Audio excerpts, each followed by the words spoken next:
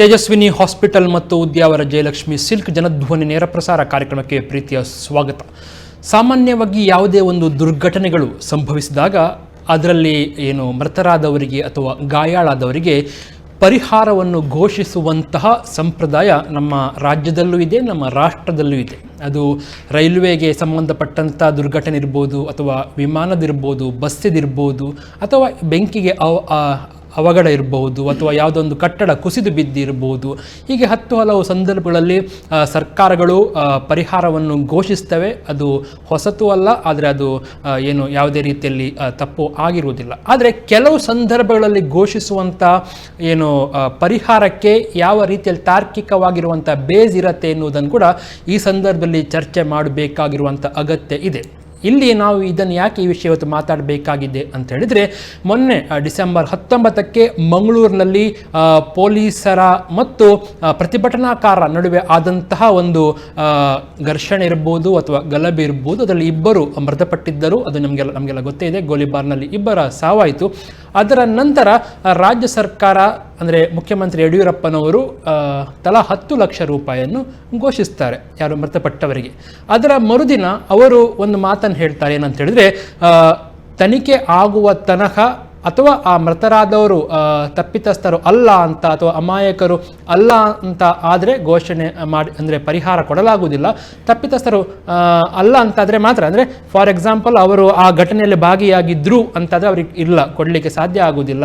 ಅಥವಾ ಅವರು ಪೊಲೀಸರ ವಿರುದ್ಧ ಅಲ್ಲಿ ಪ್ರತಿಭಟನೆ ಮಾಡ್ತಾ ಇದ್ರು ಅಂತಾದರೆ ಕೊಡಲಿಕ್ಕೆ ಸಾಧ್ಯ ಆಗುವುದಿಲ್ಲ. ಇಲ್ಲದೆ ಹೋದರೆ ಕೊಡುವ ಅಂಥ ಒಂದು ಅರ್ಥದ ಮಾತುಗಳನ್ನು ಅವರು ಆಡ್ತಾರೆ. ಇದರ ನಂತರ ಒಂದಿಷ್ಟು ಮಂಗಳೂರಿನಲ್ಲಿ ಹೊಸ ಸಂಚಲನ ಏನು ಮೂಡಿತ್ತು ಅಂತ ಹೇಳಿದರೆ, ಇಲ್ಲಿ ಮೃತರಾದವರಿಗೆ ಕೊಡಲಿಕ್ಕೆ ಸರ್ಕಾರ ಮುಂದಕ್ಕೆ ಬರ್ತಾ ಇಲ್ಲ. ಅದೇ ಮತ್ತೊಂದು ಕಡೆಯಲ್ಲಿ ಪೊಲೀಸರಿಗೆ ಗಾಯಾಳಾದಂಥ ಪೊಲೀಸರಿಗೆ ಅಥವಾ ಗಲಾಟೆಯನ್ನು ನಿಯಂತ್ರಿಸಲಿಕ್ಕೆ ಹೋರಾಟ ಮಾಡಿದಂತಹ ಪೊಲೀಸ್ ಅಧಿಕಾರಿಗಳಿಗೆ ಮತ್ತು ಸಿಬ್ಬಂದಿಗಳಿಗೆ ಒಂದು ಪ್ರೋತ್ಸಾಹ ನೀಡುವಂಥ ಪ್ರಯತ್ನ ಆಗ್ತಾ ಉಂಟು ಎನ್ನುವಂಥದ್ದು ಕೂಡ ಇಲ್ಲಿ ನಡೀತಾ ಇದೆ.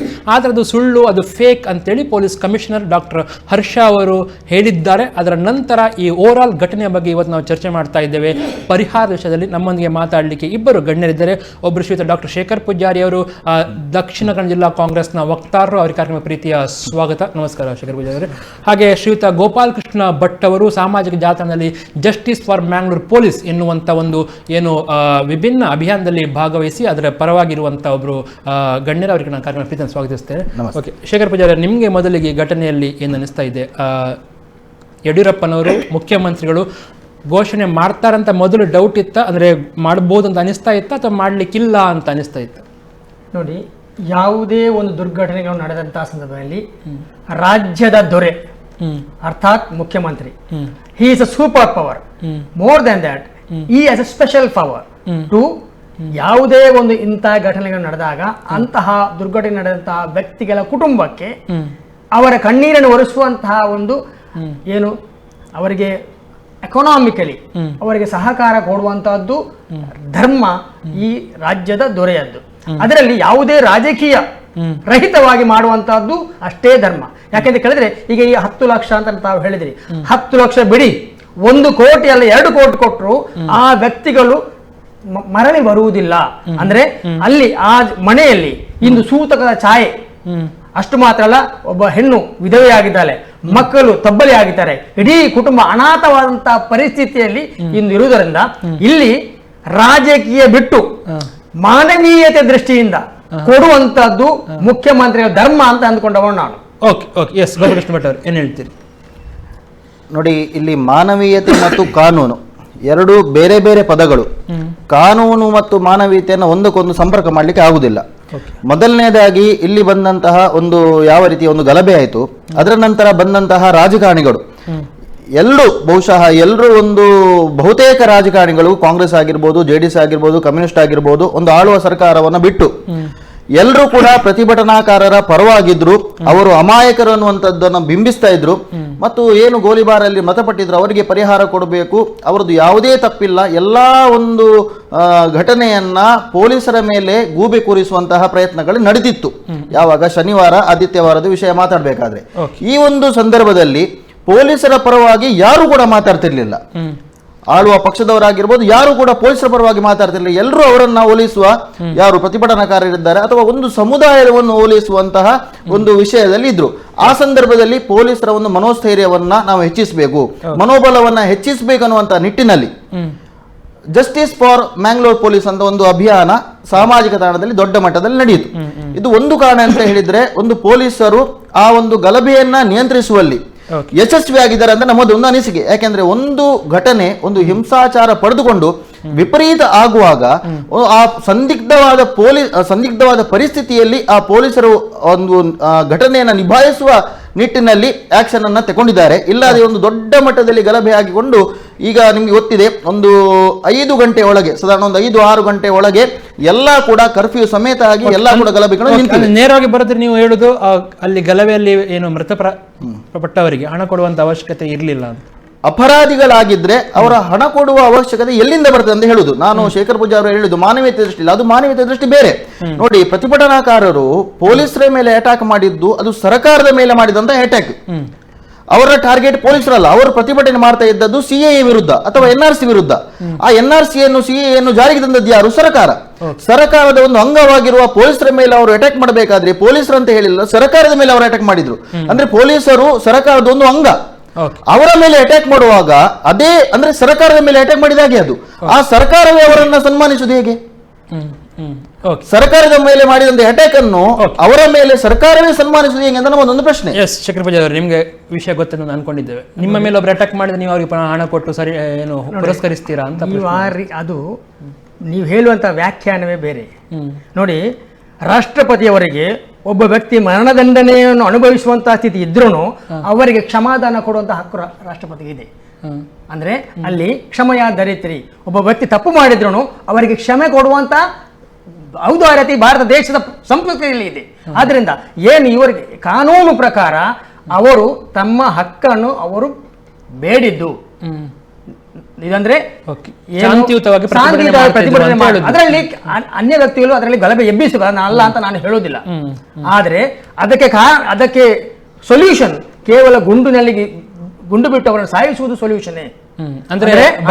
ಭಾಗವಹಿಸಿದ ಇಬ್ರು ಕೂಡ ಅಮಾಯಕರು ಅಂತ ಇನ್ವೆಸ್ಟಿಗೇಷನ್ ಬರಬೇಕಾಗಿದೆ, ಅದು ವಿಷಯ ಬೇರೆ. ಆದ್ರೆ ತಮ್ಮ ಸಂವಿಧಾನಾತ್ಮಕವಾದ ಹಕ್ಕನ್ನ ಇನ್ನ ಸಂವಿಧಾನದಲ್ಲಿ there is a freedom of speech, freedom of expression, freedom of press.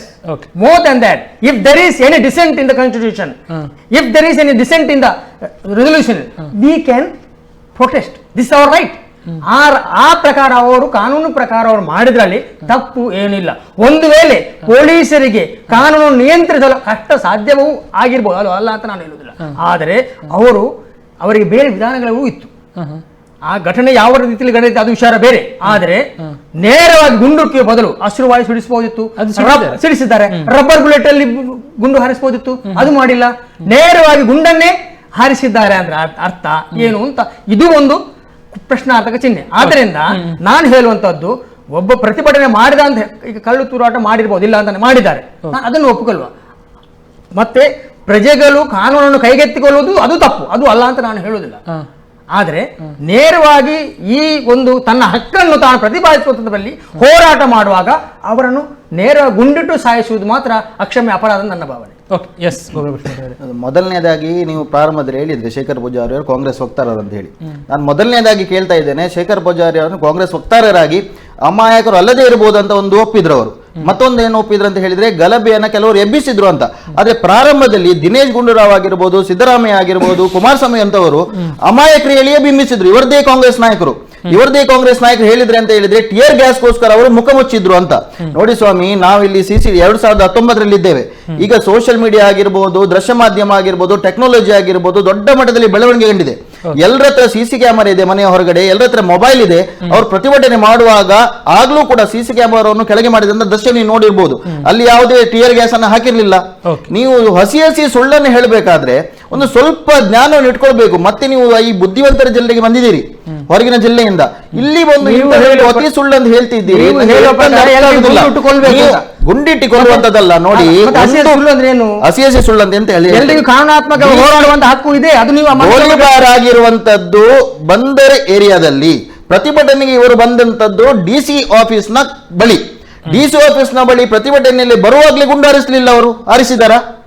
ಗುಂಡು ಹಾರಿಸಿದ ಯಾವಾಗ? ಅಮಿತ್ ಶಾ ಅವರು ಮೊನ್ನೆ ಒಂದು ಇಂಟರ್ವ್ಯೂಲ್ಲಿ, ಅಂದ್ರೆ ಮೊನ್ನೆ ಒಂದು ಪ್ರಥಮವಾಗಿ ಬಂಗಾಳದಲ್ಲಿ ಮತ್ತು ಡೆಲ್ಲಿಯಲ್ಲಿ ಏನಾಯ್ತು ಅದರಲ್ಲಿ ಸ್ಪಷ್ಟವಾಗಿ ಹೇಳ್ತಾರೆ, ಪೊಲೀಸರು ಒಂದು ಹಿಂಸೆ ಮಿತಿಮೀರಿದಾಗ ಅದನ್ನ ಕಂಟ್ರೋಲ್ ಮಾಡುವಂತದ್ದು, ಅಂದ್ರೆ ಮೊದಲು ಲಘು ಲಾಠಿ ಚಾರ್ಜ್ ಮಾಡುವಂತದ್ದು. ಲಘು ಲಾಠಿ ಚಾರ್ಜ್ ಅಂದ್ರೆ ಪರಿಸ್ಥಿತಿ ವಿಪರೀತ ಹೋದಾಗ ಲಘು ಲಾಠಿ ಚಾರ್ಜ್ ಮೂಲಕ ಆ ಪ್ರತಿಭಟನಾಕಾರರನ್ನು ಚದುರಿಸುವಂತದ್ದು, ಮತ್ತೆ ಇನ್ನು ಕೂಡ ಲಾಠಿ ಚಾರ್ಜ್ ಅಂದ್ರೆ ಬಲ ಪ್ರಯೋಗ ಮಾಡುವಂತದ್ದು. ಎಲ್ಲ ವಿಪರೀತ ಆಗುವಾಗ ಒಂದು ಹಂತ ಬರ್ತದೆ, ಬಂದರ ಸ್ಟೇಷನ್ ಅನ್ನ ಅವರು ಹೊತ್ತಿಸುವಂತಹ ಸನ್ನಿವೇಶ ಬರುವಾಗ ಅವರನ್ನು ಗೋಲಿಬಾರ್ ಮಾಡದಿದ್ರೆ ಪೊಲೀಸರು ಕೂಡ ಪ್ರಾಣವನ್ನ ತೆಗೆದುಕೊಳ್ಳುವಂತಹ ಒಂದು ಸಂದರ್ಭ ಬರ್ತಿತ್ತು. ಆಗ ಪೊಲೀಸ್ನವರನ್ನು ಯಾರು ನೋಡ್ತಿದ್ರು?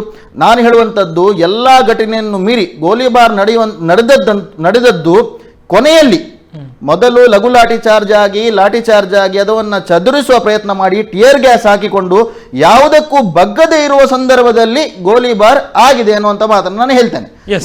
Yes correct. ಹಾಗಾದ್ರೆ ನಿಮ್ಮ ಪ್ರಕಾರ ಅದು ತಪ್ಪು ಪ್ರತಿಭಟನಾಕಾರರು ಇದ್ದ ಕಾರಣ ಅಲ್ಲಿ ಪರಿಹಾರ ಕೊಡುವಂತ ಪ್ರಶ್ನೆ ಬರುವುದಿಲ್ಲ. ಅಪರಾಧಿಗಳಾಗಿದ್ರೆ ಅವರನ್ನ ಪರಿಹಾರ ಕೊಡುವಂತ ಪ್ರಶ್ನೆಯೇ ಬರುವುದಿಲ್ಲ. ಇದರಿಂದ ಏನ್ ಸಂದೇಶ ಹೋಗುತ್ತೆ? ಪೊಲೀಸರು ಮಾಡಿದ ತಪ್ಪಂತ ಆಯ್ತಲ್ವ ಹಾಗಾದ್ರೆ. ಈಗ ಮಾನವೀಯತೆ ನೆಲೆಯಲ್ಲಿ ಈಗ ನೀವು ಕಲ್ಲು ಬಿಸಾಡಿದವರು ಇದ್ದಾರೆ, CC ಕ್ಯಾಮೆರಾದಲ್ಲಿ ನೀವು ಅವರನ್ನ ಐಡೆಂಟಿಫಿಕೇಶನ್ ಮಾಡಿ ಅವರನ್ನ ಮನೆ ಅರೆಸ್ಟ್ ಮಾಡಿ ತರ್ತೀರಿ. ಮಾನವೀಯತೆ ದೃಷ್ಟಿಯರನ್ನು ಅವ್ರಿಗೆ ಯಾಕೆ ಜೈಲಿಗೆ ಹಾಕ್ತೀರಿ? ಅವರ ತಂದೆ ತಾಯಿ ಕೂಡ ಹಿರಿಯರಾಗಿರ್ಬೋದು, ಅವರ ಮನೆಯಲ್ಲಿ ಕೂಡ ಯಾರು ಮದುವೆ ಆಗದವರು ಇರ್ಬೋದು. ಮಾನವೀಯತೆ ದೃಷ್ಟಿಯರು ಅವರನ್ನು ಅರೆಸ್ಟ್ ಮಾಡಿದವರನ್ನು ಬಿಡ್ಬೋದಲ್ಲ, ಯಾಕೆ ಅರೆಸ್ಟ್ ಮಾಡ್ತೀರಿ? ಮಾನವೀಯತೆ ಮತ್ತು ಕಾನೂನು ಬೇರೆ ಬೇರೆ. ಕಾನೂನು ಬೇರೆ, ಕಾನೂನು ಅದರ ಕೆಲಸ ಮಾಡ್ತದೆ. ಮಾನವೀಯತೆಗೆ ಮಾನವ ಹಕ್ಕು ಆಯೋಗವ ಬೇರೆ ಏನಾ ಇದೆ. ಓಕೆ, ಶೇಖರ್ ಪೂಜಾರಿ ಅವರಿಗೆ ಪ್ರಶ್ನೆ ಇರೋದು, ನಿಮಗೆ ಅಲ್ಲಿ ಭಾಗವಹಿಸಿದಂತಹ ಅಥವಾ ಕಲ್ಲು ತೂರಾಟ ಮಾಡಿದ್ರು ಅಥವಾ ಇದು ಏನು ಯಾವುದಕ್ಕೂ ಕೂಡ ಬಗ್ಗದಂಥ ಪ್ರತಿಭಟನಾಕಾರರು ಅವರು ಹೇಳಿದಾಗೆ ಪೆಟ್ರೋಲ್ ಬಾಂಬ್ ಸುರಿದು ಸ್ಟೇಷನ್ಗೆ ಕೂಡ ಬೆಂಕಿ ಕೊಡುವಂಥ ಸಂದರ್ಭ ಇದ್ದಿರ್ಬೋದು ಅಂತೇಳಿ, ಮತ್ತೊಂದು ಕಡೆಯಲ್ಲಿ ಒಂದು ಆಯುಧಗಳ ಅಂಗಡಿಗೆ ಒಳಗೆ ನುಗ್ಗುವಂಥ ಪ್ರಯತ್ನ ಮಾಡಿದ್ರು ಅಂತೇಳಿ. ಸೊ ಅದೆಲ್ಲ ಮಾಡುವಾಗ ಒಂದಿಷ್ಟು ಡೇಂಜರ್ ಪೊಲೀಸರಿಗೆ ಅನಿಸ್ತಾ ಇತ್ತು ಅಂತ ನಿಮ್ಗೆ ಅನಿಸ್ತದ? ನೋಡಿ, ನಾನು ಹೇಳುವಂಥದ್ದು, ಇಷ್ಟೊಂದು ಅಗಾಧ ಜನರು ಅಲ್ಲಿ ಸೇರ್ತಾರೆ ಅಂತ ಆದರೆ there is A intelligence.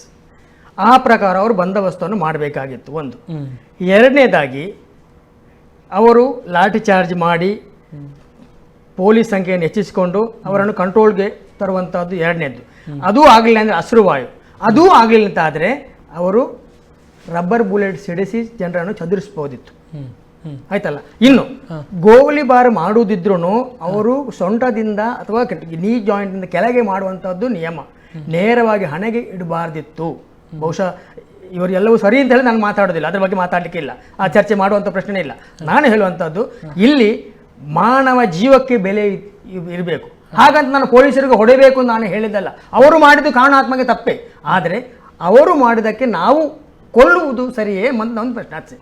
Okay, yes. ನಿಮ್ಮ ಪ್ರಕಾರ ಏನು ಮಾಡ್ಬೋದಿತ್ತು ಅದನ್ನು? ಅದೇ ನಾನು ಹೇಳಿದಲ್ಲ, ಈಗ ರಬ್ಬರ್ ಬುಲೆಟ್ನಿಂದ ಅವರು ಕಂಟ್ರೋಲ್ ತರಿಸಬಹುದಿತ್ತು.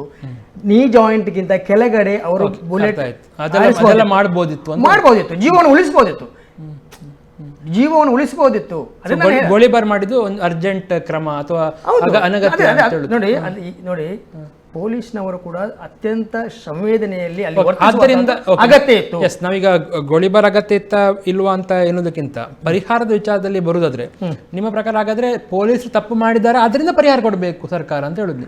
ನಾನು ಅದು ಅಂತ ಹೇಳುವುದಲ್ಲ. ನೋಡಿ, ಇಲ್ಲಿ ಮಾನವ ಜೀವಕ್ಕೆ ಮೌಲ್ಯಕ್ಕೆ ಬೆಲೆ ಕಟ್ಟಲಿಕ್ಕೆ ಆಗುವುದಿಲ್ಲ. ಈಗ ಇವರೇನು ಹೇಳಿದ್ರು, ಅವರು ಸತ್ತಿದ್ದಾರೆ, ಹಾಗೆ ಅಪರಾಧ ಮಾಡಿದ್ದಾರೆ, ಅದಕ್ಕಾಗಿ ಹೀಗಾಗಿದೆ ಕೊಡ್ಲೇಬಾರ್ದು ಅಂತ. ನೀವು ಆ ಜಾಗದಲ್ಲಿ ನಿಂತು ಮಾತಾಡಿ, ಆ ಹೆಣ್ಣಿನ ಜಾಗದಲ್ಲಿ ನಿಂತು ಮಾತಾಡಿ, ಆ ಮಕ್ಕಳ ಜಾಗದಲ್ಲಿ ನಿಂತು ಮಾತಾಡಿ, ಆಗ ನಮಗೆ ನೋವು ಅರ್ಥ ಆಗ್ತದೆ. Otherwise you can't. ಅರ್ಥದಲ್ಲ, ನಾವು ಮೊದಲು ಆ ಜಾಗದಲ್ಲಿ ನಿಂತು ಮಾತಾಡಬೇಕು. ಆ ಮಕ್ಕಳ ಸ್ಥಿತಿ ಏನಾಗ್ತದೆ, ನಿರ್ಗತಿಕರಾಗ್ತಾರೆ, ಹೆಣ್ಣು ವಿಧವೆ ಆಗ್ತಾಳೆ, ಆ ತಂದೆ ತಾಯಿಗಳು ಅನಾಥರಾಗ್ತಾರೆ, ಇಡೀ ಸಂಸಾರ ನಾಶವಾಗ್ತಾ ಸಾಕ್ತದೆ. ಆಗಿರುವಾಗ ಒಂದು ಸರ್ಕಾರ ನೋಡಿ, ಇಟ್ ಇಸ್ ನಾಟ್, ನೋಡಿ ಈ ರಾಜ್ಯದ ಮುಖ್ಯಮಂತ್ರಿ ದೇವರು ಕೊಟ್ಟಂತ ವರ, ಅವರು ಇವತ್ತು ರಾಜ್ಯದ ಮುಖ್ಯಮಂತ್ರಿ ಆಗಿದ್ದಾರೆ, ಅವರಿಗೆ ಕೊಡುವಂತ ಯೋಗ ಉಂಟು, ಭಾಗ್ಯ ಉಂಟು, ಎಲ್ಲವೂ ಉಂಟು. ಅದರಿಂದ ಅವರು ಕೊಟ್ಟು ಶ್ರೇಷ್ಠರಾಗುವುದು ಒಳ್ಳೆಯದೇ ಅಥವಾ ಜನರ ಕಣ್ಣಿಗೆ? ಎಸ್, ಗೋಪಾಲಕೃಷ್ಣ ಭಟ್ ಅವರು, ನಿಮ್ಗೆ ಅದು ಮಾನವೀಯ ದೃಷ್ಟಿಯಿಂದಲೇ ನೋಡಬೇಕು ಅಂದ್ರೆ ಕಾಂಗ್ರೆಸ್ ವಾದ ಮಾಡಿ? ಕಾಂಗ್ರೆಸ್ನ ವಿಚಾರ ಅಲ್ಲ ನಾನು ಹೇಳುವಂಥದ್ದು. ನೋಡಿ ನಾಗೇಂದ್ರ ಅವರೇ, ಈಗ ಒಂದು ನಿಮ್ಮ ಸಂಸ್ಥೆ ಇದೆ ನಮ್ಮ ಟಿವಿ ವತಿಯಿಂದ, ನೀವು ಪರಿಹಾರ ಕೊಟ್ರೆ ನಮ್ಗೆ ಏನು ಪ್ರಾಬ್ಲಮ್ ಇಲ್ಲ.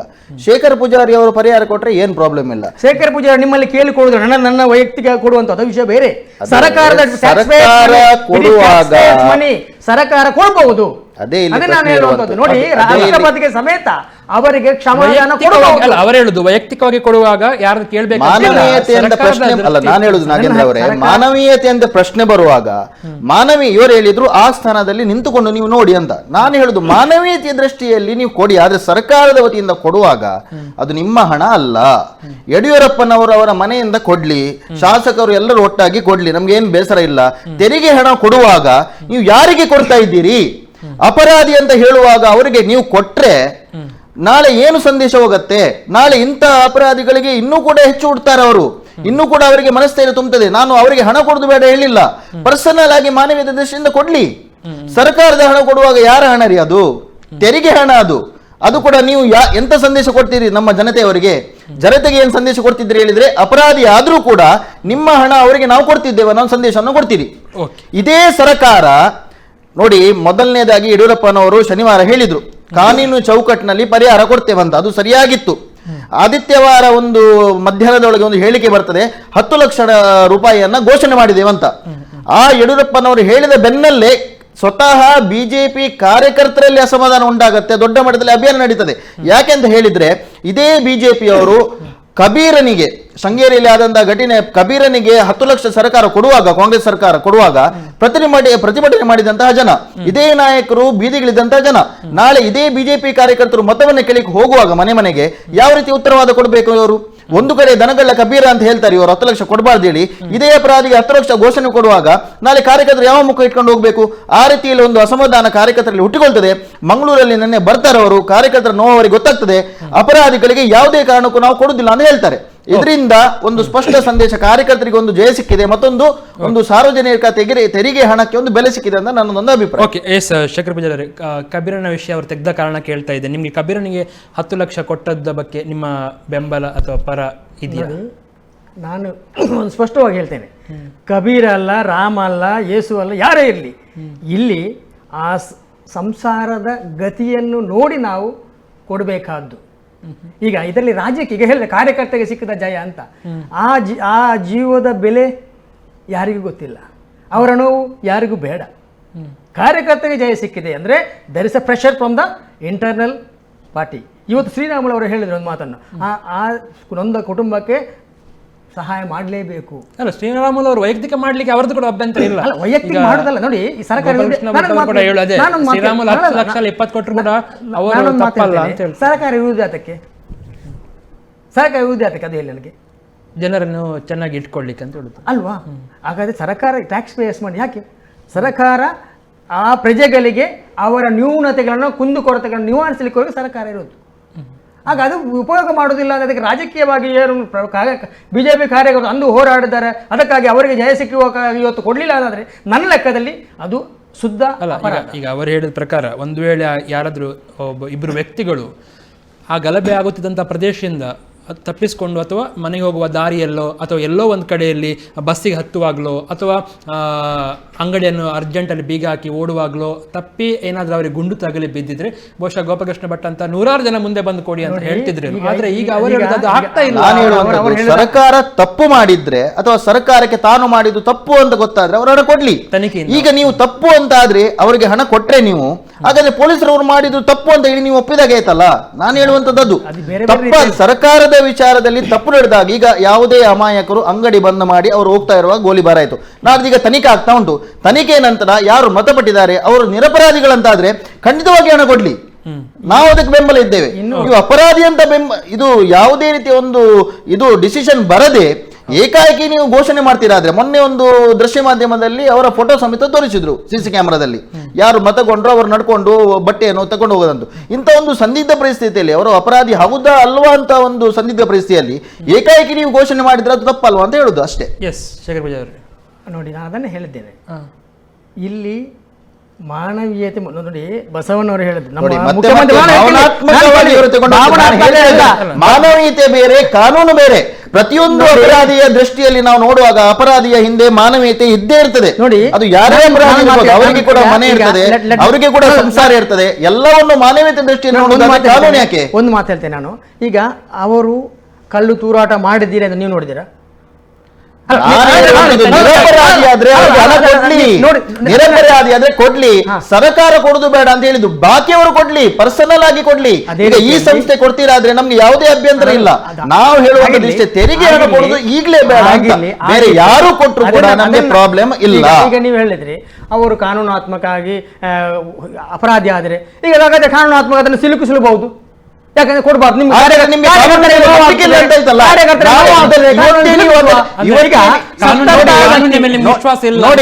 ನೋಡಿ. ನಾಳೆ ಇವರು ಅಪರಾಧಿ ಅಂತ ಆದ್ರೆ ಇವರು ಈಗಲೇ ಹೇಳಿದ್ರು ಕಾನೂನಲ್ಲಿ ಸಿಲುಕಿಸಲೂಬಹುದು ಅಂತ. ನಾಳೆ ಅಪರಾಧಿ ಅಂತ ಸಾಬೀತಾದ್ರೆ ಇವರು ಇದೇ ಮಾತನ್ನ ಹೇಳ್ತಾರೆ. ಹಾಗಾದ್ರೆ ಕಾನೂನಿನ ಮೇಲೆ ವಿಶ್ವಾಸ ಇಟ್ಕೊಳ್ಳುವರು ಯಾರು? ಅಂದ್ರೆ ಇವರ ಸರ್ಕಾರ ಬಿಜೆಪಿ ಯಾವುದೇ ಒಂದು ಸಮುದಾಯವನ್ನು ಓಲೈಸುವ ನಿಟ್ಟಿನಲ್ಲಿ ಯಾವುದೇ ಹಂತ ಕಿಳಿತೀರಾ ಅದು ಖಂಡನೀಯ. ನಾನು ಫಸ್ಟ್ ಆಫ್ ಆಲ್ ಹೇಳ್ತೇನೆ, ನಾನು ಹಿಂದೂ ಆಗಲಿ, ಮುಸಲ್ಮಾನ್ ಆಗಲಿ, ಕ್ರಿಶ್ಚಿಯನ್ ಆಗಲಿ, ಯಾರೇ ಆಗಲಿ, ಇಂತಹ ಘಟನೆ ನಡೆದಾಗ ನೋಡಿ ಅಪರಾಧಿ ಅಂತ ನೀವು ಹೇಳ್ತಾ ಇದ್ದೀರಿ. ನೀವು ಹೇಳಿದ್ದಂತ ಹೌದಂತಲೇ ಇಟ್ಕೊಳ್ಳಿ. ಅಪರಾಧಿಯಾಗಿದ್ರೆ ಅಂತ ಹೇಳಿದ್ದು ನಾನು, ಅಪರಾಧಿ ಅಂತ ಹೇಳಿಲ್ಲ. ಅಪರಾಧಿಯಾಗಿದ್ರೆ ಅವರನ್ನು ಕೊಡುವ ಕಾರಣ ಇಲ್ಲ ಅಂತ ಹೇಳ್ತಿದ್ದೇನೆ. ಆಯ್ತು, ನೀವು ಹೇಳಿದಾಗೆ ಇಟ್ಕೊಳ್ಳಿ. ಅಪರಾಧಿ ಇಂದು ಇಲ್ಲ, ಆದ್ರೂ ಅವನನ್ನು ಕಾನೂನಲ್ಲಿ ಅವನು ಅಪರಾಧಿ ಅಂತ ಈಗ ಅವನನ್ನು ನೀವು ಹೇಳ್ತೀರಿ. ನಾನು ಹೇಳ್ತೇನಲ್ಲ, ಈಗ ಅವನ ಪಟ್ಟಿಯಲ್ಲಿ ಉಂಟು, ಹೌದು ತಾನೆ? ಆದರೆ ಈಗ ಇರುವಂಥದ್ದು ಅಪರಾಧಿಗೆ ಕೊಡುವಂಥದ್ದಲ್ಲ, ಅವನ ಕುಟುಂಬಕ್ಕೆ ಕೊಡುವಂಥದ್ದು. ಅದು ನೀವು ನೆನಪಿಟ್ಕೊಳ್ಬೇಕು. ಯಾಕಂದ್ರೆ ಕೇಳಿದ್ರೆ ಆತ ಆ ಕುಟುಂಬಕ್ಕೆ ಆಸರೆಯಾಗಿದ್ದವ, ಆದ್ದರಿಂದ ಆ ಕುಟುಂಬದ ಬೀದಿ ಪಾಲಾಗ್ತದೆ. ಒಂದು ಮಾತನ್ನು ಹೇಳ್ತೇನೆ ನಾನು, ಒಂದು ಬಿಲ್ಡಿಂಗ್ ಕನ್ಸ್ಟ್ರಕ್ಷನ್ ಮಾಡುತ್ತಾ ಸಂದರ್ಭದಲ್ಲಿ ಬಿಲ್ಡಿಂಗ್ ಕೊಲಾಪ್ಸ್ ಆಗ್ತದೆ. ಅದರಲ್ಲಿ ಕಾಮಗಾರಿ ಮಾಡುವಂಥ ಒಬ್ಬ ವ್ಯಕ್ತಿ ಸಾಯ್ತಾನೆ. ಅದು ಕಾಮಗಾರಿ ಮಾಡುವ ವ್ಯಕ್ತಿಯ ತಪ್ಪೇ ಅಲ್ಲ. ಅಂದರೆ ಆ ಕನ್ಸ್ಟ್ರಕ್ಷನ್ ಮಾಡುವಂಥ ಎಂಟೈರ್ ಸಿಸ್ಟಮಲ್ಲಿ ತಪ್ಪಿಂದ ಇವ ಸಿಲಿಸ್ಕೊಂಡ, ಆದರೆ ಅವನಿಗೆ ಪರಿಹಾರ ಕೊಡುದಿಲ್ವೇ? ಇನ್ನೊಂದು ಮಾತಾಡ್ತೀನಿ, LIC ಅಂತ ಉಂಟು. LIC ಅಂತ ಉಂಟು. ಆ LICಯಲ್ಲಿ ಅವ ಮಾಡಿದವ ಕ್ರಿಮಿನಲ್ ಆಗಲಿ ಏನೇ ಆಗಿರಲಿ, ಅವನಲ್ಲಿ ಏನು ನೋಡೋದು, ಅವ ಪಾಲಿಸಿ ಕಟ್ಟಿದ್ದಾನೆ ಇಲ್ವೇ? ಪಾಲಿಸಿ ರಿಲ್ಯಾಪ್ಸ್ ಇದ್ದರೆ ಆಗೋದಿಲ್ಲ, ಲ್ಯಾಪ್ಸ್ ಇದ್ದರೆ ಆಗೋದಿಲ್ಲ. ಪಾಲಿಸಿ ಕಂಟಿನ್ಯೂ ಅವನಿಗೆ ಕಾಂಪನ್ಸೇಷನ್ ಕೊಡ್ತಾರೆ. ಅದೇ ರೀತಿಯಲ್ಲಿ ಇಲ್ಲಿ ಏನು ಈ ರಾಜ್ಯದ ದೊರೆಯಾದಂಥ ನಮ್ಮ ಮುಖ್ಯಮಂತ್ರಿಗೆ ಕೊಡುವಂಥ ವಿಶೇಷ ಅಧಿಕಾರ ಇದೆ, ಅದನ್ನು ಅವರು ಉಪಯೋಗ ಮಾಡಬಹುದು. ಆದರೆ ಏನು ಕಾರ್ಯಕರ್ತರ ಒತ್ತಡಕ್ಕಾಗಿ ಅವರು ಹೇಳಿದಾಗೆ ಕಬೀರನಿಗೆ ಹಾಗೆ ಹೋಗಿದೆ, ಈಗ ಅದಕ್ಕಾಗಿ ಅವರ ಒತ್ತಡಕ್ಕೆ ಮಣಿದು ನಾವು ಹಿಂತೆಗೆಯುತ್ತಾ ಇದ್ದಾರೆ ಅಂತ ನನ್ನ ಭಾವನೆ. ನಾನು ಏನು ಹೇಳಿದ್ರು, ಇದು ಇರ್ರೆಸ್ಪೆಕ್ಟ್ ಆಫ್ ಕಾಸ್ಟ್, ಅದು ಹಿಂದೂ ಆಗಿರ್ಬೋದು, ಮುಸಲ್ಮಾನ, ಕ್ರಿಶ್ಚಿಯನ್ ಆಗಿರ್ಬೋದು, ಯಾರೇ ಆಗಿರಲಿ, ಇಂತಹ ಘಟನೆಗಳು ನಡೆದಾಗ ಆ ಕುಟುಂಬಕ್ಕೆ ಬೆನ್ನೆಲುಬಾಗಿ ನಿಲ್ಲುವಂಥದ್ದು ಸರ್ಕಾರದ ಕರ್ತವ್ಯ ಅಂತ ನಾನು ಹೇಳುವುದು. ಓಕೆ, ಒಂದು ಪುಟ್ಟ ವಿರಾಮವನ್ನು ತೆಗೆದುಕೊಳ್ತಾ ಇದ್ದೇವೆ. ವಿರಾಮದ ಬಳಿಕ ನಾವು ಒಬ್ಬ ವ್ಯಕ್ತಿಗೆ ಮೃತಪಟ್ಟಲ್ಲಿ ಅಥವಾ ಗಾಯಾಳದಲ್ಲಿ ಹಣ ಕೊಡುವುದು, ಅಂದರೆ ಪರಿಹಾರ ಕೊಡುವುದು, ಕೊಡದೇ ಇರುವುದು ಆ ಮುಖ್ಯಮಂತ್ರಿಯ ವಿವೇಚನೆಗೆ ಬಿಟ್ಟದ್ದು. ಮತ್ತೊಂದು ಕಡೆಯಲ್ಲಿ ಇದನ್ನು ಕಾನೂನಾತ್ಮಕವಾಗಿ ನೋಡಬೇಕು ಅಂತೇಳಿ ಮುಖ್ಯಮಂತ್ರಿಗಳು ಆದಿತ್ಯವಾರದ ನಂತರ, ಅಂದರೆ ಸೋಮವಾರ ಮಂಗಳವಾರ ಚಿಂತನೆ ಮಾಡಿದ್ದಾರೆ. ಬಹುಶಃ ಇದನ್ನು ಮಾನವೀಯ ದೃಷ್ಟಿಯಿಂದ ನೋಡಬೇಕು ಎನ್ನುವಂಥ ಪ್ರೆಷರಲ್ಲಿ ಜಾಸ್ತಿ ಆಯಿತು ಅಂತಾದರೆ ಅವರು ಅದಕ್ಕೆ ಒಂದು ಟೈಮ್ ತೆಗೆದುಕೊಂಡಿದ್ದಾರೆ. ಅಂದರೆ ಇವರು ನಾವು ಕೊಡೋದೇ ಇಲ್ಲ, ಏನಾದರೂ ನಾವು ಕೊಡೋದಿಲ್ಲ ಅಂತ ಏನು ಹೇಳಲಿಲ್ಲ. ತನಿಖೆ ಆಗುವ ತನಕ ನಾವು ಕೊಡಲಿಕ್ಕೆ ಸಾಧ್ಯ ಆಗುವುದಿಲ್ಲ, ತನಿಖೆ ಆದ ನಂತರ ಏನು ವಾಸ್ತವ ಬರುತ್ತೆ ಅದನ್ನು ನೋಡಿ ಕೊಡ್ತೇವೆ ಅಂತ ಹೇಳಿದ್ದಾರೆ. ಅದನ್ನು ಯಾಕೆ ಕಾಂಗ್ರೆಸ್ ಒಪ್ಪುವುದಿಲ್ಲ? ಆ ಬಗ್ಗೆ ಚರ್ಚೆ ಮಾಡ್ತೇವೆ ಕಾರ್ಯಕ್ರಮ ಕೊನೆಯ 10 ನಿಮಿಷಗಳ ಅವಧಿಯಲ್ಲಿ ಒಂದು ಪುಟ್ಟ ವಿರಾಮದ ಬಳಿಕ.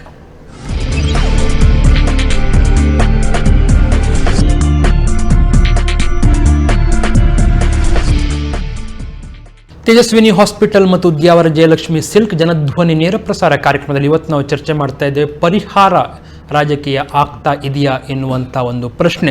ಶೇಖರ್ ಪೂಜಾರಿ ಅವರು, ಹಾಗಾದರೆ ನಿಮಗೆ ಒಂದು ವೇಳೆ ತನಿಖೆ ಆದ ನಂತರ 3 ತಿಂಗಳು ಟೈಮ್ ಕೊಟ್ಟಿದ್ದಾರೆ, ತನಿಖೆ 3 ತಿಂಗಳ ನಂತರ ಅವರು ಅಪರಾಧಿ ಅಲ್ಲ, ಅಪರಾಧ ಮಾಡಿಲ್ಲ ಅಂತ ಆಯಿತು ಅಂತಾದರೆ ಆಗ ಸರ್ಕಾರ ಕೊಡಲಿಕ್ಕೆ ಮುಂದಕ್ಕೆ ಬರಲೇಬೇಕಾಗತ್ತೆ. ನಿಮಗೆ ಅಲ್ಲಿ ತನಕ 3 ತಿಂಗಳು ಬಹುಶಃ ಕಾಯಬಾರ್ದು ಅಂತ ಅನಿಸ್ತಾ ಇದೆಯಾ?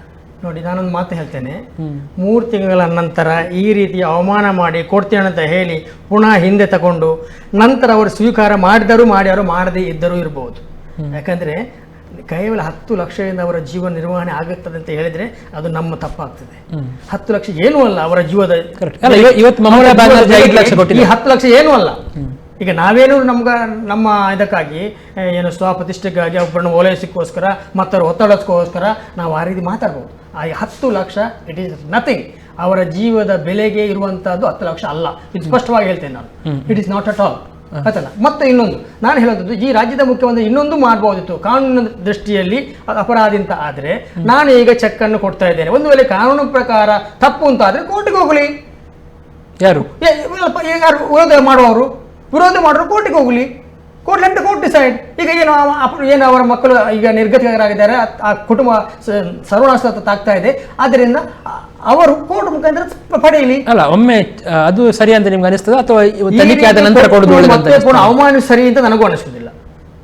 ಒಮ್ಮೆ ಕೊಟ್ಟು ಡಿ ಸಿ ಅವರಿಗೆ ಹೇಳಿ ಅವರಿಗೆ ಉದ್ಯೋಗ ಕೊಡಿ, 10 ಲಕ್ಷ ಕಾಂಪನ್ಸೇಷನ್ ಕೊಡಿ ಅಂತ ಹೇಳಿದ ನಂತರ ಪುನಃ ಅವರನ್ನು ಅವಮಾನಿಸಿ 3 ತಿಂಗಳ ತನಕ ಕಾಯಿರಿ, ನಂತರ ಕೋರ್ಟ್ ಇದು ಅವರು ಏನು ಕಾನೂನು ಪ್ರಕಾರ ಏನು ಅವರು ಅಪರಾಧಿ ಅಲ್ಲ ಅಂತ ಆದ್ರೆ ಕೊಡುವುದಕ್ಕಿಂತ ಕೊಡದೇ ಇರೋದು ಬೆಟರ್ ಅಲ್ವಾ? ಈ ರೀತಿ ಅವಮಾನ ಮಾಡಿ ಕೊಡದೇ ಇರೋದು ಬೆಟರ್ ಅಲ್ವಾ? ಎಸ್, ಗೋಪಾಲಕೃಷ್ಣ ಭಟ್ ಅವರು, ನಿಮ್ಗೆ 3 ತಿಂಗಳ ನಂತರ ಅವರು ಅಪರಾಧಿಯೇ ಆಗ್ತಾರಂತ ಕನ್ಫರ್ಮ್ ಅನಿಸ್ತಾ ಉಂಟಾ ಅಥವಾ ಇಲ್ಲ? ಇಲ್ಲ, ನಾವು ಅಪರಾಧಿ ಅಲ್ಲ ಅಂತ ಆದ್ರೆ ಖಂಡಿತವಾಗಿಯೂ ಸರ್ಕಾರದಿಂದ 10 ಲಕ್ಷ ಅಲ್ಲ, ಜಾಸ್ತಿ ಹಣ ಕೊಡ್ಬೇಕು ಅವರಿಗೆ. ನೋಡಿ, ಶೇಖರ್ ಪೂಜಾರಿ ಅವರು ಒಂದು ಮಾತನ್ನ ಹೇಳುವಂಥದ್ದು ನಾನು ಒಪ್ತೇನೆ. ಯಾಕೆಂತ ಹೇಳಿದ್ರೆ ಜೀವಕ್ಕೆ ಬೆಲೆ ಕಟ್ಟಲಿಕ್ಕೆ ಸಾಧ್ಯ ಇಲ್ಲ. ನೋಡಿ, ಈಗಿನ ಸಂದರ್ಭದಲ್ಲಿ ಸ್ವಂತ ಮಕ್ಕಳು ಹೇಳಿದ್ದು ಕೇಳುವುದಿಲ್ಲ. ಆದ್ರಿಂದ ಮಕ್ಕಳು ಈ ರೀತಿಯಿಂದ ಕೆಟ್ಟ ಚಟುವಟಿಕೆಯಲ್ಲಿ ಪಾಲ್ಗೊಳ್ಳುವಾಗ, ಅವರು ಬಲಿಯಾಗುವಾಗ ಅವರ ಮನೆಯವರು ಸಂಕಷ್ಟಕ್ಕೆ ಈಡಾಗ್ತಾರೆ. ಅದು ಒಂದು ಮಾನವೀಯತೆ ನೆಲೆ. ಮಾನವೀಯತೆ ನೆಲೆಯಲ್ಲಿ ಯಾರು ಬೇಕಾದ್ರೆ ಹೆಲ್ಪ್ ಮಾಡಬೇಕು. ಅವರ ಕುಟುಂಬಕ್ಕೆ, ಯಾರು ಅಮಾಯಕರಾಗಿರುವಂತಹ ಅವರ ತಂದೆ ತಾಯಿ ಆಗಿರ್ಬೋದು, ಕುಟುಂಬದವರಿಗೆ ಆಸರೆ ಆಗಿರ್ಬೇಕು. ಅದೊಂದು ಮಾನವೀಯತೆ ದೃಷ್ಟಿಯಲ್ಲಿ ನಾನು ಕೂಡ ಅದನ್ನು ಒಪ್ತೇನೆ, ಅವರಿಗೆ ಸಹಾಯ ಮಾಡಲೇಬೇಕು. ಆದ್ರೆ ಇಲ್ಲಿ ಇರುವಂತದ್ದು ಪ್ರಶ್ನೆ, ಸರ್ಕಾರ ಈ ರೀತಿಯಂತ ನಿರ್ಧಾರ ತೆಗೆದುಕೊಳ್ಳುವಾಗ ಪೊಲೀಸರ ಒಂದು ಮಾನಸಿಕ ಅಥವಾ ಮನೋಸ್ಥೈರ್ಯ ಕುಗ್ಗುತ್ತದೆ. ಅವರು ಮಾಡಿದ್ದು ತಪ್ಪು ಅಂತ ಆಗ್ತದೆ. ಈಗ ಶೇಖರ್ ಪೂಜಾರಿ ಅವರು ಹೇಳಿದ್ರು, ಗೋಲಿಬಾರ್ ಮಾಡ್ಲಿಕ್ಕೂ ಕೂಡ ಕಾನೂನಿದೆ, ಕಾಲ್ನ ಕೆಳಗೆ ಮಾಡಬೇಕು, ಕಾಲ್ನ ಮೇಲೆ ಮಾಡಬೇಕು ಅಂತ ಹೇಳಿದ್ರು. ನಾನು ಹೇಳುವಂತದ್ದು, ಒಂದು ಸಂದಿಗ್ಧ ಪರಿಸ್ಥಿತಿ ನಿರ್ಮಾಣ ಆಗುವಾಗ ಸ್ಟೇಷನಿಗೆ ಬೆಂಕಿ ಹಾಕುವಂತಹ ಪರಿಸ್ಥಿತಿ ಅಥವಾ ಸ್ಟೇಷನ್ ಅನ್ನೇ ಲೂಟಿ ಮಾಡುವಂತಹ ಅಥವಾ ಪೊಲೀಸರ ಮೇಲೆ ಮಾರಣಾಂತಿಕ ಹಲ್ಲೆ ಆಗುವ ಪರಿಸ್ಥಿತಿ ನಿರ್ಮಾಣ ಆಗುವಾಗ ಅವರ ಕಾಲೆಲ್ಲಿ ಉಂಟು, ಬೆರಳೆಲ್ಲಿ ಉಂಟು, ಬೆನ್ನೆಲ್ಲಿ ಉಂಟು ಅಂತ ನೋಡ್ಲಿಕ್ಕೆ ಸಾಧ್ಯ ಇಲ್ಲ. ಮತ್ತು ಅವರು ಎಷ್ಟೋ ದೂರ ಇದ್ರು. ಗೋಲಿಬಾರ್ ಮಾಡುವ ಸಂದರ್ಭದಲ್ಲಿ ಅವರನ್ನ ಕೊಲ್ಲಿಕ್ಕೆ, ಈಗ ಇವರೇ ಹೇಳುವಂಥದ್ದು, ಇವರೇ ಯಾವುದನ್ನು ಒಪ್ಪಲಿಕ್ಕೆ ತಯಾರಿಲ್ಲ ಹೇಳುವಾಗ ಅವರನ್ನ ಕೊಲ್ಲಿಕ್ಕೆ ಮಾಡಿರುವಂತದ್ದಂತ ಈಗಲೇ ನಾವು ಸಾಬೀತುಪಡಲಿಕ್ಕೆ ಆಗುದಿಲ್ಲ. ಯಾಕೆಂದ್ರೆ ನ್ಯಾಯಾಂಗ ತನಿಖೆ ಆಗ್ತಾ ಉಂಟು, ಇನ್ನೂ ಕೂಡ ಆಗ್ಬೇಕು. ನಾವು ಹೇಳುವಂತದ್ದು ಪೊಲೀಸರ ಒಂದು ಮನೋಸ್ಥೈರ್ಯ ಕುಗ್ಗಬಾರ್ದು. ಯಾಕೆಂದ್ರೆ ನಾಳೆ ಒಂದು ಇದೇ ರೀತಿ ಹಿಂಸಾಚಾರ ಮತ್ತೊಮ್ಮೆ ನಡೆದ್ರೆ, ಪೊಲೀಸರು ಕೈಕಟ್ಟಿ ಕೂತ್ಕೊಂಡ್ರೆ ನಾವು ಅದೇ ಪ್ರದೇಶದಲ್ಲಿರುವ ಸಾಮಾನ್ಯ ಜನರ ಪಾಲು ಏನಾಗ್ಬೇಕು? ಪೊಲೀಸರಿಗೆ ಸರ್ಕಾರದ ಮೇಲೆ ವಿಶ್ವಾಸ ಇರುವುದಿಲ್ಲ. ಏನು ಮಾಡಿದ್ರು ಸರ್ಕಾರ ಅಪರಾಧಿಗಳ ಪರವಾಗಿರ್ತದೆ, ನಾವ್ಯಾಕೆ ಲಾಠಿ ಚಾರ್ಜ್ ಮಾಡಬೇಕು, ಹಿಂಸಾಚಾರ ಎಷ್ಟು ಬೇಕಾದ್ರೆ ಆಗ್ಲಿ ಅಂತ ಅವರು ಒಂದು ಭಾವಿಸಿದ್ರೆ, ಆ ಸಂದರ್ಭದಲ್ಲಿ ಯಾವುದೇ ತಪ್ಪು ಮಾಡಿದಂತಹ ಸಾರ್ವಜನಿಕ ಪಾಲು ಏನಾಗ್ಬೇಕನ್ನುವಂತ ನಿಟ್ಟಿನಲ್ಲಿ ನಾವು ಪೊಲೀಸರಿಗೆ ಬೆಂಬಲ ಕೊಡ್ತಾ ಇದ್ದೇವೆ. ಬಿಟ್ರೆ ಮೃತರ ಕುಟುಂಬಕ್ಕೆ ಸಾಂತ್ವನ ಯಾವಾಗಲೂ ಇದೆ, ಆ ಬೇಸರ ಯಾವಾಗಲೂ ಇದೆ. ಅದೇ ಸರ್ಕಾರ ಅಪರಾಧಿಗಳಿಗೆ ಕೊಟ್ರೆ ಸಂದೇಶ ತಪ್ಪು ಹೋಗ್ತದೆ ಅಂತ ನನ್ನ ಮುಂದೆ ಅಭಿಪ್ರಾಯ. ಶೇಖರ್ ಪೂಜಾರಿ, ಈಗ ಪ್ರಶ್ನೆ ಇರೋದು, ಒಬ್ರು ಸ್ವತಂತ್ರ ನ್ಯಾಯಾಧೀಶರು ಅಂದ್ರೆ ನ್ಯಾಯಮೂರ್ತಿಗಳು ಯಾವತ್ತೂ ಕೂಡ ಒಂದು ಯಾವುದೇ ಇದರಲ್ಲಿ ಇರುವುದಿಲ್ಲ, ಅವರು ಸ್ವತಂತ್ರವಾಗಿರ್ತಾರೆ ಅವರ ಇದಕ್ಕೆ. ಹಾಗಿರುವಾಗ ಅಂಥವರಿಂದ ತನಿಖೆ ಮಾಡುವಾಗ ಖಂಡಿತವಾಗಿ ಕೂಡ ನಿಮಗೆ ಸತ್ಯ ಹೊರಗೆ ಬರುತ್ತೆ. ಆಗ ಸತ್ಯ ಹೊರಗೆ ಬಂದಾಗ 10 ಲಕ್ಷ ಅಲ್ಲ, ಒಂದು ವೇಳೆ ಅಪರಾಧ ಮಾಡದೇ ಇದ್ರೆ 15 ಕೊಡ್ಲಿ, 20 ಕೊಡ್ಲಿ ಅಂತ ನೀವು ಹೇಳ್ಬೋದಲ್ವಾ? ಹಾಗೆ ಹೇಳಲಿಕ್ಕೆ ಸಾಧ್ಯ? ನಿಮಗೆ ಈಗಲೇ ನೀವು ಪೂರ್ವಾಗ್ರಹ ಪೀಡಿತರಾಗಿದ್ದೀರಿ ಅಂತ ಅವರ ಮಾತಾಡ್ತೇನೆ. ನಾವು 15 ಕೋಟಿ 25 ಕೋಟಿ 1 ಕೋಟಿ ಕೊಡಿ ಅಂತ ಕೇಳಲಿಲ್ಲ. ಸರ್ಕಾರ ಕೊಟ್ಟದ್ದನ್ನ ಒಮ್ಮೆ ಕೊಟ್ಟು ಅವರಿಗೆ ಭರವಸೆ ನೀಡಿ ಮಗದೊಮ್ಮೆ ಅದನ್ನು ನಾವು ಈಗ ಕೊಡ್ಲಿಕ್ಕೆ ಆಗುವುದಿಲ್ಲ ಅಂತ ಹೇಳಿ ಅವರನ್ನು ಅವಮಾನಿಸುವುದು ಸರಿಯಲ್ಲ. ಒಂದು ವೇಳೆ ಆ ಮುಖ್ಯಮಂತ್ರಿಗೆ ಹೇಳ್ಬೋದು, ನೋಡಿ ಈಗ ಇದು ಕಾನೂನು ಚೌಕಟ್ಟಿನಲ್ಲಿದೆ, ಕಾನೂನ ಏನು ವಿಮರ್ಶೆ ಮಾಡಿ ನಂತರ ನಾವು ಪರಿಹಾರ ಕೊಡ್ತೇವೆ ಅಂತ ಹೇಳಿದ್ರೆ ಅದಕ್ಕೆ ಬೆಲೆ ಜಾಸ್ತಿ ಇತ್ತು.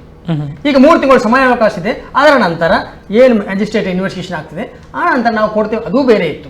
ಅದನ್ನು ಮಾಡಲಿಲ್ಲ. ಕೊಡ್ತೇವೆ ಅಂತ ಹೇಳಿದ್ರು, ಮತ್ತೆ ಯಾರದೇ ಒತ್ತಡಕ್ಕಾಗಿ ಕಾರ್ಯಕರ್ತರಿಗೆ ನೋವಾಗ್ತದೆ ಎಂಬಂಥ ಕಾರಣಕ್ಕಾಗಿ ಮಾನವೀಯ ಮೌಲ್ಯವನ್ನು ಮರೆತರು ಎಂಬುದು ನನಗೆ ನೋವು, ಬೇರೆ ಏನಿಲ್ಲ. ಅವರು ಕೊಟ್ಟಾರೆ, ನಾನು ಹೇಳಿದಲ್ಲ, ಈಗ 10 ಲಕ್ಷ ನಥಿಂಗ್. 10 ಲಕ್ಷ ಏನಾಗ್ತದೆ? ಏನಾಗುದಿಲ್ಲ. ಅಂದ್ರೆ ನಿಮ್ಮ ಪ್ರಕಾರ CM ಅಲ್ಲಿ ಮಾನವೀಯತೆ ತೋರಿಸಲಿಕ್ಕೆ ಕುತ್ಕೊಂಡಿರ್ಬೇಕಾ ಅಥವಾ ಕಾನೂನಾತ್ಮಕ ಏನಾಗಬೇಕು ಅಂತ? ಅದಕ್ಕೆ ನಿಮ್ಮ CM ಆದ್ರೂ ಕೂಡ ನಾಡ್ದು ಹಾಗೆ ಏನಾಗುತ್ತೆ? CM ನಾನು ಹೇಳುದು ಅದೇನೆ. ನಿಮ್ಮ CM ಅಂದ್ರೆ ನಿಮ್ಮ ಪಕ್ಷದ ಯಾರಾದ್ರೂ ಮುಖಂಡ CM ಆದ್ರೆ? ಒಂದು ಮಾತನ್ನು ಹೇಳ್ತೇನೆ ನಾನು. ವಾಜಪೇಯಿ ಅವರು ಒಂದು ಮಾತನ್ನು ಹೇಳ್ತಿದ್ರು, ರಾಜ್ ಧರ್ಮ ಪಾಲಕರು, ರಾಜನ ಧರ್ಮ ಏನು ಅಂತ ಪ್ರಜೆಗಳ ಕಷ್ಟವನ್ನು ನಿವಾರಿಸುವಂತದ್ದು.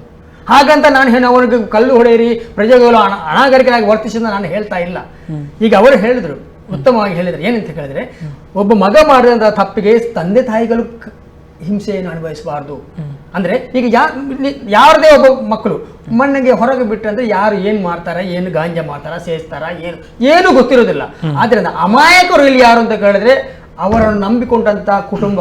ಓಕೆ, ಎಸ್, ಗೋಪಾಲಕೃಷ್ಣ ಭಟ್ ಅವರೇ, ಕುಟುಂಬಕ್ಕೆ ಪರಿಹಾರ ಸಿಗಬೇಕು ಅಂತ ಹೇಳಿದ್ರೆ ಯಾವುದು ತಪ್ಪು ಇಲ್ಲ ಅಂತ ಗೋಪಾಲಕೃಷ್ಣ ಭಟ್ ಅವರೇ, ನಿಮಗೆ ಕಾನೂನಕ್ಕಿಂತ ಇಲ್ಲಿ ಒಂದು 10 ಲಕ್ಷ, ಒಂದು ದೊಡ್ಡ ಒಂದು ಸರ್ಕಾರಕ್ಕೆ 10 ಲಕ್ಷ ಯಾವುದೇ ರೀತಿಯಲ್ಲಿ ಅದು ಏನು ಲೆಕ್ಕಕ್ಕೆ ಬರುವುದಿಲ್ಲ. ಒಂದು ಸರ್ಕಾರವನ್ನು ಮಾಡುವಾಗ 10-20 ಲಕ್ಷ ಒಂದು ಕೊಟ್ಟರೆ ಏನೂ ಆಗುವುದಿಲ್ಲ ಅಂತ ನಿಮ್ಗೆ ಅನಿಸ್ತಾ ಇತ್ತ? ಅದು ಸಿದ್ಧಾಂತ ದೊಡ್ಡದು, ನಮಗೆ ಅದು ಒಂದೊಂದು ರೂಪಾಯಿ ಕೂಡ ಬಹಳ ಮುಖ್ಯ ಅಂತ ಅನಿಸ್ತಾ ಉಂಟು? ಅಲ್ಲ, ಒಂದೊಂದು ರೂಪಾಯಿ ಮುಖ್ಯ ಅಲ್ಲ, ಈ ಪ್ರಶ್ನೆ ಅಲ್ಲ ನಾಗೇಂದ್ರ ಅವರು. ನೋಡಿ, ಸರ್ಕಾರ ಬೇರೆ ಒಂದು ಕಾರ್ಯಕ್ಕೆ ಕೋಟಿಗಟ್ಟಲೆ ಹಣ ವಿನಿಯೋಗ ಮಾಡ್ತದೆ, ವ್ಯರ್ಥ ಮಾಡ್ತಂಡು, ಅದು ಬೇರೆ ವಿಚಾರ. ಆದ್ರೆ ಇಲ್ಲಿರುವಂತದ್ದು ನೀವು ಯಾವ ರೀತಿ ಸಂದೇಶ ಕೊಡ್ತೀರ ಅದು ಒಂದೇ ಪ್ರಶ್ನೆ. ಮತ್ತೊಂದು, ಯಾವ ರೀತಿಯಾದಂತಹ ರಾಜಕೀಯ ನಡೀತಾ ಉಂಟು ಅಂತ. ಈಗ ಶೇಖರ್ ಪೂಜಾರಿ ಅವರು ಹೇಳಿದ ಮಾನವೀಯತೆ, ಅಮಾಯಕತೆ ಏನೇನು ಶಬ್ದಗಳಿವೆ, ಹಿಂದೂಗಳು ಸತ್ತಾಗ ಯಾಕೆ ಇವರಿಗೆ ಮಾನವೀಯತೆ ನೆನಪಾಗುವುದಿಲ್ಲ? ಹಾಗೆ ಯಾಕೆ ಇವರಿಗೆ ಭಾವನೆಗಳು ಅರ್ಥ ಆಗುದಿಲ್ಲ? ಶರತ್ ಮಡಿವಾಳ ಸತ್ತಾಗ, ದೀಪಕ್ ರಾವ್ ಸತ್ತಾಗ, ಪ್ರಶಾಂತ್ ಪೂಜಾರಿ ಸತ್ತಾಗ ಎಷ್ಟೋ ಹತ್ಯೆಗಳಾಗಿವೆ. ಹಾಗೆ ಇವರ ಮಾನವೀಯತೆ ಭಾಷಣಗಳು ಎಲ್ಲಿ ಹೋಯ್ತು? ಅಮಾಯಕತೆ ಎಲ್ಲಿ ಹೋಯ್ತು? ಆಗ ನಿಮ್ಮದೇ ಸರ್ಕಾರ ಇತ್ತು, ಯಾಕೆ ನೀವು ಮೊದಲೇ ಬರಲಿಲ್ಲ? ಹಾಗೆ ಹಿಂದೂ ಸಂಘಟನೆಗಳು ನೀವು ರೌಡಿಗಳಂತ ಹೇಳ್ತೀರಾ, ಅವರು ಮಾಡಿದ ತಪ್ಪಂತ ಹೇಳ್ತೀರಾ, ಆಗ್ಲೂ ಕೂಡ ಅಪರಾಧಿಗಳಿಗೆ ಬೆಂಬಲಿಸ್ತೀರಾ, ಈಗಲೇ ಕೂಡ ಅಪರಾಧಿಗಳಿಗೆ ಬೆಂಬಲಿಸ್ತೀರಾ. ಇದರ ಅರ್ಥ ಏನು ಅನ್ನುವಂಥದ್ದು ಮಾತ್ರ ಇಲ್ಲಿ ಉದಾಹರಣೆ ಬರುವಂತದ್ದು. ನೋಡಿ, ಇವರ ಕಾಂಗ್ರೆಸ್ ನಾಯಕರು ಮೊದಲನೇದಾಗಿ ಯಾವುದೇ ರೀತಿ ಇನ್ವೆಸ್ಟಿಗೇಷನ್ ನಡೀಲಿಲ್ಲ, ಗೋಲಿಬಾರ್ ಆಗ್ತಾ ಇದೆ, ಪ್ರತಿಭಟನೆ ಆಗ್ತಾ ಇದೆ, ಕರ್ಫ್ಯೂ ಆಗ್ತಾ ಇದೆ. ಒಂದು ನಮ್ಮ ಮಂಗಳೂರು ಎನ್ನುವಂಥದ್ದು ದೊಡ್ಡ ಒಂದು ಇದು ಸಂದಿಗ್ಧದ ಪರಿಸ್ಥಿತಿ ಇರುವಾಗ ಅಲ್ಲಿಂದ ಬೆಂಕಿ ಹಚ್ಚಲಿಕ್ಕೆ ಪ್ರಾರಂಭ ಮಾಡ್ತಾರೆ. ಬೆಂಗಳೂರಲ್ಲಿ ಕುತ್ಕೊಂಡು ಮಂಗಳೂರಲ್ಲೇ ಪೊಲೀಸರ ಮೇಲೆ ಗೂಬೆ ಕೂರಿಸುವಂತ ಪ್ರಯತ್ನ ಮಾಡ್ತಾರೆ. ಅಲ್ಲಿ ಯಾವುದೇ ದೊಡ್ಡ ಘಟನೆ ಆದಾಗೆ ಮಾಡ್ತಾರೆ. ಅಲ್ಲಿ ಅಮಾಯಕರಂತ ಹೇಳ್ತಾರೆ, ಯಾವುದೇ ತಪ್ಪು ಮಾಡಲಿಲ್ಲ ಅಂತ ಹೇಳ್ತಾರೆ, ಪಾಪ ಅವರಷ್ಟಿಗೆ ನಡ್ಕೊಂಡು ಹೋಗ್ತಾ ಇದ್ದಾರೆ ಅಂತ ಹೇಳ್ತಾರೆ, ಟಿಯರ್ ಗ್ಯಾಸ್ ಇಂದ ಮುಖ ಮುಚ್ಕೊಂಡು ಅಂತ ಹೇಳ್ತಾರೆ. ಮೊನ್ನೆ ಒಂದು ನ್ಯೂಸ್ ಚಾನೆಲ್ ಅವರು ಹೇಳ್ತಾರೆ, ಈ CC ಕ್ಯಾಮೆರಾದಲ್ಲಿ ಬರುವಂತಹ ದೃಶ್ಯಾವಳಿಗಳು ಈಗಿದ್ದಲ್ವೇ ಅಲ್ಲ, 96ರ ಗಲಾಟೆ ಅದು ಅಂತ ಹೇಳ್ತಾರೆ. ಯಾವ ರೀತಿ ಮಂಗ ಮಾಡ್ತೀರಿ ಸ್ವಾಮಿ ನೀವು ಜನರನ್ನ? ನೀವು ಬುದ್ಧಿವಂತ ಜಿಲ್ಲೆಯಲ್ಲಿ ಬಂದು ಜನರನ್ನ ಮಂಗ ಮಾಡ್ಲಿಕ್ಕೆ ಹೊರಟಿದ್ದೀರಿ, ನಾಳೆ ಇದೇ ಜನತೆಯ ಮನೆ ಬಾಗಿಲಿಗೆ ನೀವು ಮತ ಕೇಳಿಕ್ಕೆ ಹೋಗ್ತಿದ್ದೀರಿ. ಇದು ಏನು 20 ವರ್ಷದ ಹಿಂದಿನ ಘಟನೆ ಅಲ್ಲ. ಈ CC ಕ್ಯಾಮೆರಾ ದೃಶ್ಯಾವಳಿಯನ್ನು ನೀವು ಈ ರೀತಿಯ ಮಂಗ ಮಾಡಲಿಕ್ಕೆ ಜನರಿಗೆ ಹೊರಟ್ರೆ ಈ ರಾಜಕಾರಣಿ ಯಾರೇ ಆಗಿರ್ಬೋದು. ಈಗ ಮೊನ್ನೆ BJP ಅವರು ಸಮೇತ ಇದನ್ನ ಸಮರ್ಥಿಸಲಿಕ್ಕೆ ಹೊರಟಿದ್ದಾರೆ.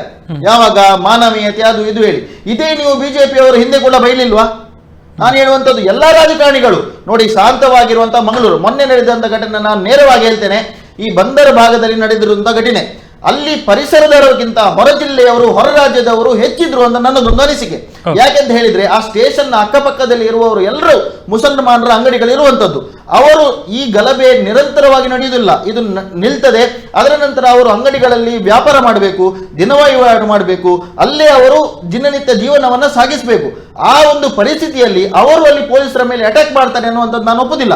ಯಾಕಂದ್ರೆ ಇಲ್ಲಿ ಹೊರಗಿನವರು ಬಂದು ಕುಮ್ಮಕ್ಕು ಕೊಟ್ಟಿದ್ದಾರೆ.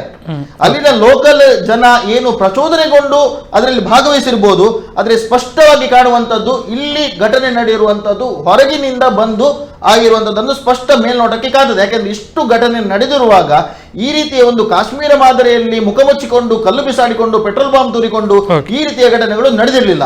ಆದ್ದರಿಂದ ವ್ಯವಸ್ಥಿತವಾಗಿ ಯಾರು ಟ್ರೈನ್ ಗುಂಪು ಹೊರಗಿಂದ ಬಂದಿದೆ ಅನ್ನುವಂಥದ್ದು ಸ್ಪಷ್ಟ ಇಲ್ಲ. ಎಸ್, ಶೇಖರ್ ಪೂಜಾರಿ, ನಿಮಗೆ ಇತ್ತೀಚೆಗೆ ನೀವು ಕೂಡ ನಿಮ್ಮ ವೋಟ್ ಬ್ಯಾಂಕ್ ಅನ್ನು ಸ್ಟ್ರಾಂಗ್ ಮಾಡುವುದಕ್ಕಾಗಿ ಮುಸಲ್ಮಾನರು ಅಥವಾ ಅಲ್ಪಸಂಖ್ಯಾತರನ್ನು ಹೇಗಾದರೂ ಮಾಡಿಕೊಂಡು ನಾವು ಒಲಿಸಬೇಕು ಎನ್ನುವ ಸ್ಥಿತಿಗೆ ಬಂದು ಮುಟ್ಟಿದ್ದೀರಿ ಅಂತ ಸ್ಪಷ್ಟ ಇದೆ. ಅವರು ಹೇಳಿದ್ರು, ಕೆಲವು ಹೆಸರು ಹೇಳಿದ್ರು, ಹಿಂದೂ ಮುಖಂಡರು, ಹಿಂದೂ ಯುವ ಕಾರ್ಯಕರ್ತರು, ಮುಖಂಡರು ಕೂಡ ಅಲ್ಲ, ಅವರು ಸಾಮಾನ್ಯ ಹುಡುಗರು ಇಂದು ಅವರ ಸತ್ತಾಗ ಕಾಂಗ್ರೆಸ್ ಮಾತಾಡುದಿಲ್ಲ, ಈಗ ಮಾತಾಡ್ತಾ ಉಂಟು ಅನ್ನುವಂಥ ಭಾವ. ಅವರು ತಪ್ಪು ಅಭಿಪ್ರಾಯ ಜನತೆಗೆ ಕೊಡ್ತಾ ಇದ್ದಾರೆ. ದೀಪಕ್ ರಾವ್ ಹತ್ಯೆ ಆದ ಸಂದರ್ಭದಲ್ಲಿ ಮೊಯ್ದೀನ್ ಬಾವನವರು ಮುಖ್ಯಮಂತ್ರಿಗಳನ್ನು ಕರೆಸಿ, ರಮನಾಥ್ ರೈ ಅವರು, ಅಭಯ್ ಚಂದ್ರ ಜೈನ್ ರವರು, ಮತ್ತೆ UT ಖಾದರ್ ಅವರು ಎಲ್ಲರೂ, ಈ ನಮ್ಮ ದಕ್ಷಿಣ ಕನ್ನಡ ಜಿಲ್ಲೆಯ ಸಂಸದರು, ಶಾಸಕರುಗಳು ಎಲ್ಲ ಒಟ್ಟಿಗೆ ಸೇರಿ ನೇರವಾಗಿ ದೀಪಕ್ ರವರ ಮನೆಗೆ ಹೋಗಿ, ಮುಖ್ಯಮಂತ್ರಿ ಸಮೇತವಾಗಿ ಹೋಗಿ ಅಲ್ಲಿ ಅವರಿಗೆ ಪರಿಹಾರವನ್ನು ಚೆಕ್ ಮುಖಾಂತರ ವಿತರಣೆ ಮಾಡಿದೆ. ಅದೇ ಪ್ರಶಾಂತ್ ಪೂಜಾರಿ ವಿಷಯ ಆದಾಗ ಹೇಳ್ಬೇಕು, ಚೆಕ್ ವಿತರಣೆ ಮಾಡಿದೆ. ಅಷ್ಟು ಮಾತ್ರ ಅಲ್ಲ, ನೇರವಾಗಿ DC ಅವರಿಗೆ ಆ ಮನೆಯ ಒಬ್ಬ ಸಂತ್ರಸ್ತನಿಗೆ ಉದ್ಯೋಗವನ್ನು ಕೊಡಬೇಕು ಅಂತ ಸಮೇತ ಹೇಳಿದೆ. ಆದ್ದರಿಂದ ಕಾಂಗ್ರೆಸ್ ಪಕ್ಷ ಹಿಂದೂ ವಿರೋಧಿ ಎಂಬಂತ ಭಾವನೆಗಳನ್ನು ಕೆರಳಿಸುವವರು ನಾವಲ್ಲ. ಅವರು ಹೇಳಿದ್ರು, ಶರತ್ ಮಡಿವಾಳ ಮತ್ತೆ ಪ್ರಶಾಂತ್ ಪೂಜಾರಿ ಸಂದರ್ಭ ಬಂದಾಗ, ಶರತ್ ಮಡಿವಾಳ ಮತ್ತು ಪ್ರಶಾಂತ್ ಪೂಜಾರಿ ವಿಷಯ ಬಂದಾಗ, ಶರತ್ ಮಡಿವಾಳ ಏನು ಅವರ ಆಸ್ಪತ್ರೆಯಲ್ಲಿ ಬಾಡಿ ಇದ್ದಾಗಲೇ CM ಊರಲ್ಲಿ ಇದ್ರು, ಆಗ ಕಾಂಗ್ರೆಸ್ನ ಮುಖಂಡರು CM ಆಗಿದ್ರು, ಆಗ ಹೋಗ್ಲಿಲ್ಲ ಅವರ ಮನೆಗೆ. ಮಾತನ್ನು ಸ್ಪಷ್ಟವಾಗಿ ಹೇಳ್ತೇನೆ, ಯಾಕೆ ಅವರು ಹೋಗ್ಲಿಲ್ಲ ಅಂದ್ರೆ ಇಲ್ಲಿ ಕೋಮು ಗಲಭೆ ಜಾಸ್ತಿ ಆಗಬಾರದು ಎಂಬಂತಹ ಕಾರಣದಲ್ಲಿ. ಯಾಕಂತ ಕೇಳಿದ್ರೆ ವಿರೋಧ ಪಕ್ಷಗಳು ಕೇವಲ ಕಾಂಗ್ರೆಸ್ ಮೇಲೆ ಗೂಬೆ ಕೂರಿಸಿಕೊಂಡು ಇವರೇ ಕಾರಣೀಭೂತರು ಎಂಬಂತೆ ಬಿಂಬಿಸಿದ ಕಾರಣ ಅವರು ಆ ಸ್ಥಳಕ್ಕೆ ಭೇಟಿ ಆಗಲಿಲ್ಲ.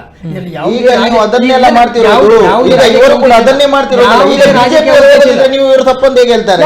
ಯಾರು ಹೇಳುದು ಬೇಡ ಅಂತ ಹೇಳಿ ಯಾರು ಹೇಳ್ತಾರೆ? ನೀವೆಲ್ಲ ಈಗ ಹೇಳ್ತಿದ್ದೀರಿ.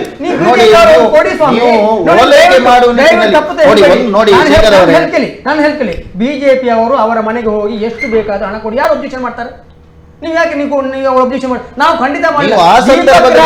ಮನೆಗೆ ಸಮೇತ ಮುಖ್ಯಮಂತ್ರಿಗಳು ಹೋಗಿ ಅವರಿಗೆ ಚೆಕ್ ವಿತರಣೆ ಮಾಡಿದ್ದಾರೆ. ಅವರು ಮಾತ್ರ ಅದನ್ನು ಸ್ವೀಕಾರ ಮಾಡಿದ್ದಾರೆ ಇಲ್ವೋ ನನಗೆ ಮಾಹಿತಿ ಇಲ್ಲ. ನೋಡಿ, ದೀಪಕ್ ರಾವ್ ಪ್ರಕರಣದಲ್ಲಿ ಅದು ಆಗಿರುವಂತದ್ದು ಮತಾಂಧರು ಕೊಂದಿರುವಂತದ್ದು, ಪೊಲೀಸರು ಕೊಂದಿರುವಂತದ್ದಲ್ಲ. ಮತಾಂಧರಿಗೆ ಕುಮ್ಮಕ್ಕು ಕೊಟ್ಟದ್ದು ಇವರದೇ ಸರ್ಕಾರ, ಅವರಿಗೆ ಪ್ರಚೋದನೆ ಕೊಟ್ಟದ್ದು ಇವರದೇ ಸರ್ಕಾರ. ಅವರಿಗೆ ನೋಡಿ ನಾನು ಒಂದು ಸ್ಪಷ್ಟವಾಗಿ ಹೇಳ್ತೇನೆ. UT ಖಾದರ್ ಅವರು ಮೊನ್ನೆ ಒಂದು DC ಆಫೀಸ್ನ ಹೊರಗೆ ಒಂದು ಭಾಷಣವನ್ನು ಮಾಡಿದ್ರು. ಅದರಲ್ಲಿ ಅವರು ಕರ್ನಾಟಕವನ್ನು ಹೊತ್ತಿರಿಯುವಂತಹ ಒಂದು ಮಾತುಗಳನ್ನು ಆಡಿದ್ರು. ಅವರು ಯಾವ ನಿಟ್ಟಿನಲ್ಲಿ ಅದು ಮಾತಾಡಿದ್ದಾರೆ ನಮ್ಗೆ ಗೊತ್ತಿಲ್ಲ. ಅವರು ಮತ್ತೆ ಅದಕ್ಕೆ ಕ್ಲಾರಿಫಿಕೇಶನ್ ಕೊಟ್ಟರು, ನಾನು ಆ ರೀತಿಯಲ್ಲಿ ಮಾತಾಡಿದಲ್ಲ ಅಂತ. ಆದ್ರೆ ಅವರು ಆಡಿದಂತಹ ಮಾತಿಗೆ ಜೋರಾದ ಚಪ್ಪಾಳೆ ತರ್ತಾರೆ ಅಲ್ಲಿ ಪ್ರತಿಭಟನಾಕಾರರು, ಅಲ್ಲಿ ಕೂತ್ಕೊಂಡವರು ಜೋರಾದ ಸಿಳ್ಳೆ ಹೊಡಿತಾರೆ. ಅವರು ಯಾವ ರೀತಿ ಅರ್ಥೈಸಿಕೊಂಡದ್ದು ಎನ್ನುವಂಥದ್ದಲ್ಲಿ ಮುಖ್ಯ ಆಗ್ತದೆ. ಅವರು ಹೇಳಿಕೊಂಡ 24 ಗಂಟೆಯಲ್ಲಿ ಗಲಭೆ ಆಗ್ತದೆ. ಇಂಡೈರೆಕ್ಟ್ಲಿ ಸಪೋರ್ಟ್ ಮಾಡ್ಲಿಕ್ಕೆ ಅಂತ ಹೇಳಿಕೊಂಡು ಕೊಡ್ಬೇಕಾಗತ್ತೆ. ಅದಕ್ಕೆ UT ಖಾದರ್ ಅವರು ಈ ರೀತಿ ಹೇಳಿದ್ದಾರೆ ಅಂತ ಅವ್ರು ಹೇಳಿದ್ರು. ದಯವಿಟ್ಟು ಜನತೆಗೆ ತಪ್ಪು ಸಂದೇಶವನ್ನು ಕೊಡಿ. ನಾನು ಹೇಳಿರುವಂತಹ ಮಾತುಗಳನ್ನಾಡಿದ್ರು ಅಂತ ನಾನು ಒತ್ತಿ ಉಳಿತದೆ ಅಂತ ಹೇಳಿಲ್ಲ, ಒತ್ತಿ ಉರಿಯುವಂತ ಮಾತುಗಳನ್ನ ಆಡಿದ್ರು.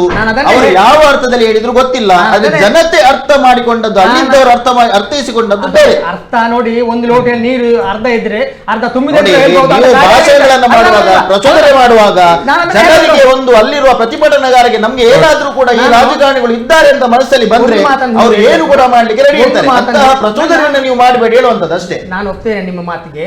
ನಾನು ಹೇಳುವಂತದ್ದು UT ಖಾದರ್ ಅವರು ಹೇಳಿದ್ದೇನು, ಈ ಸಿಟಿಸನ್ ಅಮೆಂಡ್ಮೆಂಟ್ ಆಕ್ಟ್ ನಿಂದಾಗಿ ದೇಶವ್ಯಾಪಿ ಹಿಂಸಾಚಾರ ನಡೆಯುತ್ತಾ ಇದೆ.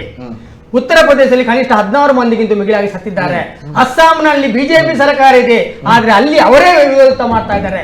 ಗೋವಾದಲ್ಲಿ ಬಿಜೆಪಿ ಸರ್ಕಾರ ಇದೆ, ಅವರು ವಿರೋಧ ಮಾಡ್ತಾ ಇದ್ದಾರೆ. ಬಿಹಾರದಲ್ಲಿ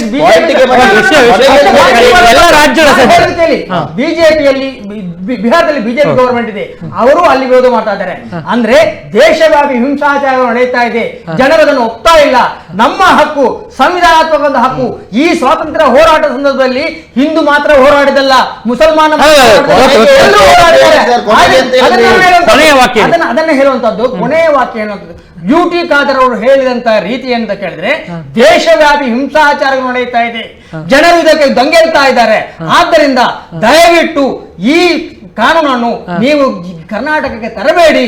ತಂದೆ ಜನರು ದಂಗೆ ಇರುವಂತಹ ಸಂದರ್ಭ ಇದೆ. ಬೆಂಕಿ ಶಬ್ದನೇ ಬರಲಿಲ್ಲ. ನಾನು ಕರ್ನಾಟಕ ಹೊತ್ತಿ ಉರಿಯುತ್ತದೆ ಅಂತ ಹೇಳಿದ್ರು ಅವರು. ಸಂದರ್ಭ ಬೆಂಕಿಯ ಶಬ್ದ ಬಂದಿದೆ. ಯಾಕೆ ಕರ್ನಾಟಕ ಹೊತ್ತಿ ಇರಬೇಕು? ಇಲ್ಲಿ ಸರ್ಕಾರ ಇಲ್ವಾ? ಪೊಲೀಸ್ ಇಲಾಖೆ ಇಲ್ವಾ? ಯಾಕೆ ಹೊತ್ತಿ ಇರಬೇಕು ಹೇಳಿ? ನೀವು ಅಲ್ಲಿ ಬಂದಂತಹ ಜನರಿಗೆ CAA ಬಗ್ಗೆ ಒಳ್ಳೆ ಮಾಹಿತಿಯನ್ನು ಕೊಟ್ರೆ, ಆ ದೆಹಲಿಯಲ್ಲಿ ಆಗಿರುವಂತದ್ದು, ಪಶ್ಚಿಮ ಬಂಗಾಳದಲ್ಲಿ ಆಗಿರುವಂತದ್ದು, ಮೊದಲನೇ CAA ಅಂತ ಏನಂತ ಗೊತ್ತಿರಲಿಲ್ಲ. ಆ ಸಂದರ್ಭದಲ್ಲಿ ದಂಗೆಯಲ್ಲಿರುವಂತದ್ದು. CAA ಆಗಿ 1 ವಾರ ನಂತರ ನಿಮ್ಗೆ CAA ಬಗ್ಗೆ ಮಾಹಿತಿ ಸಿಕ್ಕಿದಾಗ ನೀವು ಜನರಿಗೆ ಸರಿದಾರಿಗೆ ತರಬೇಕು ಬಿಟ್ರೆ ಸಂದರ್ಭ ಇದೆ ಅಂತ ಹೇಳಿದ್ರೆ ಯಾಕೆ? ನಾವು ಸಬ್ಜೆಕ್ಟಿಗೆ ಬರೋಣ. CAA ಸರಿ ಉಂಟಾ ಬೇಡ ತಪ್ಪು ಉಂಟಾ ಅದು ವಿಷಯ ಅಲ್ಲ. ಬೆಂಕಿಯ ಶಬ್ದ ಅವರ ಬಾಯಿಂದ ಬಂತ ಇಲ್ವಾ ಅಂತ ಅಷ್ಟೇ. UT ಖಾದರ್ ಬಾಯಿಂದ ಬೆಂಕಿ ಶಬ್ದ ಬಂತ ಇಲ್ವಾ ನೋಡಿ. ಬೆಂಕಿ ಬಂದದ್ದಲ್ಲ, ಅವರು ಹೇಳುವಂತದ್ದು ಜನರು ಆ ರೀತಿಯ ಬೆಂಕಿ ಹಚ್ಚುವಂತಹ ಸಂದರ್ಭ ಬಂದಿತ್ತು. ಯಾಕೆ ಅಂತ ಕೇಳಿದ್ರೆ ನೋಡಿ, ಸಂದರ್ಭ ಬರ್ಬೋದು ಕರೆಕ್ಟ್ ಅಂತ ನೀವು ಹೇಳುದು ಬೇಡ. ಸಂದರ್ಭ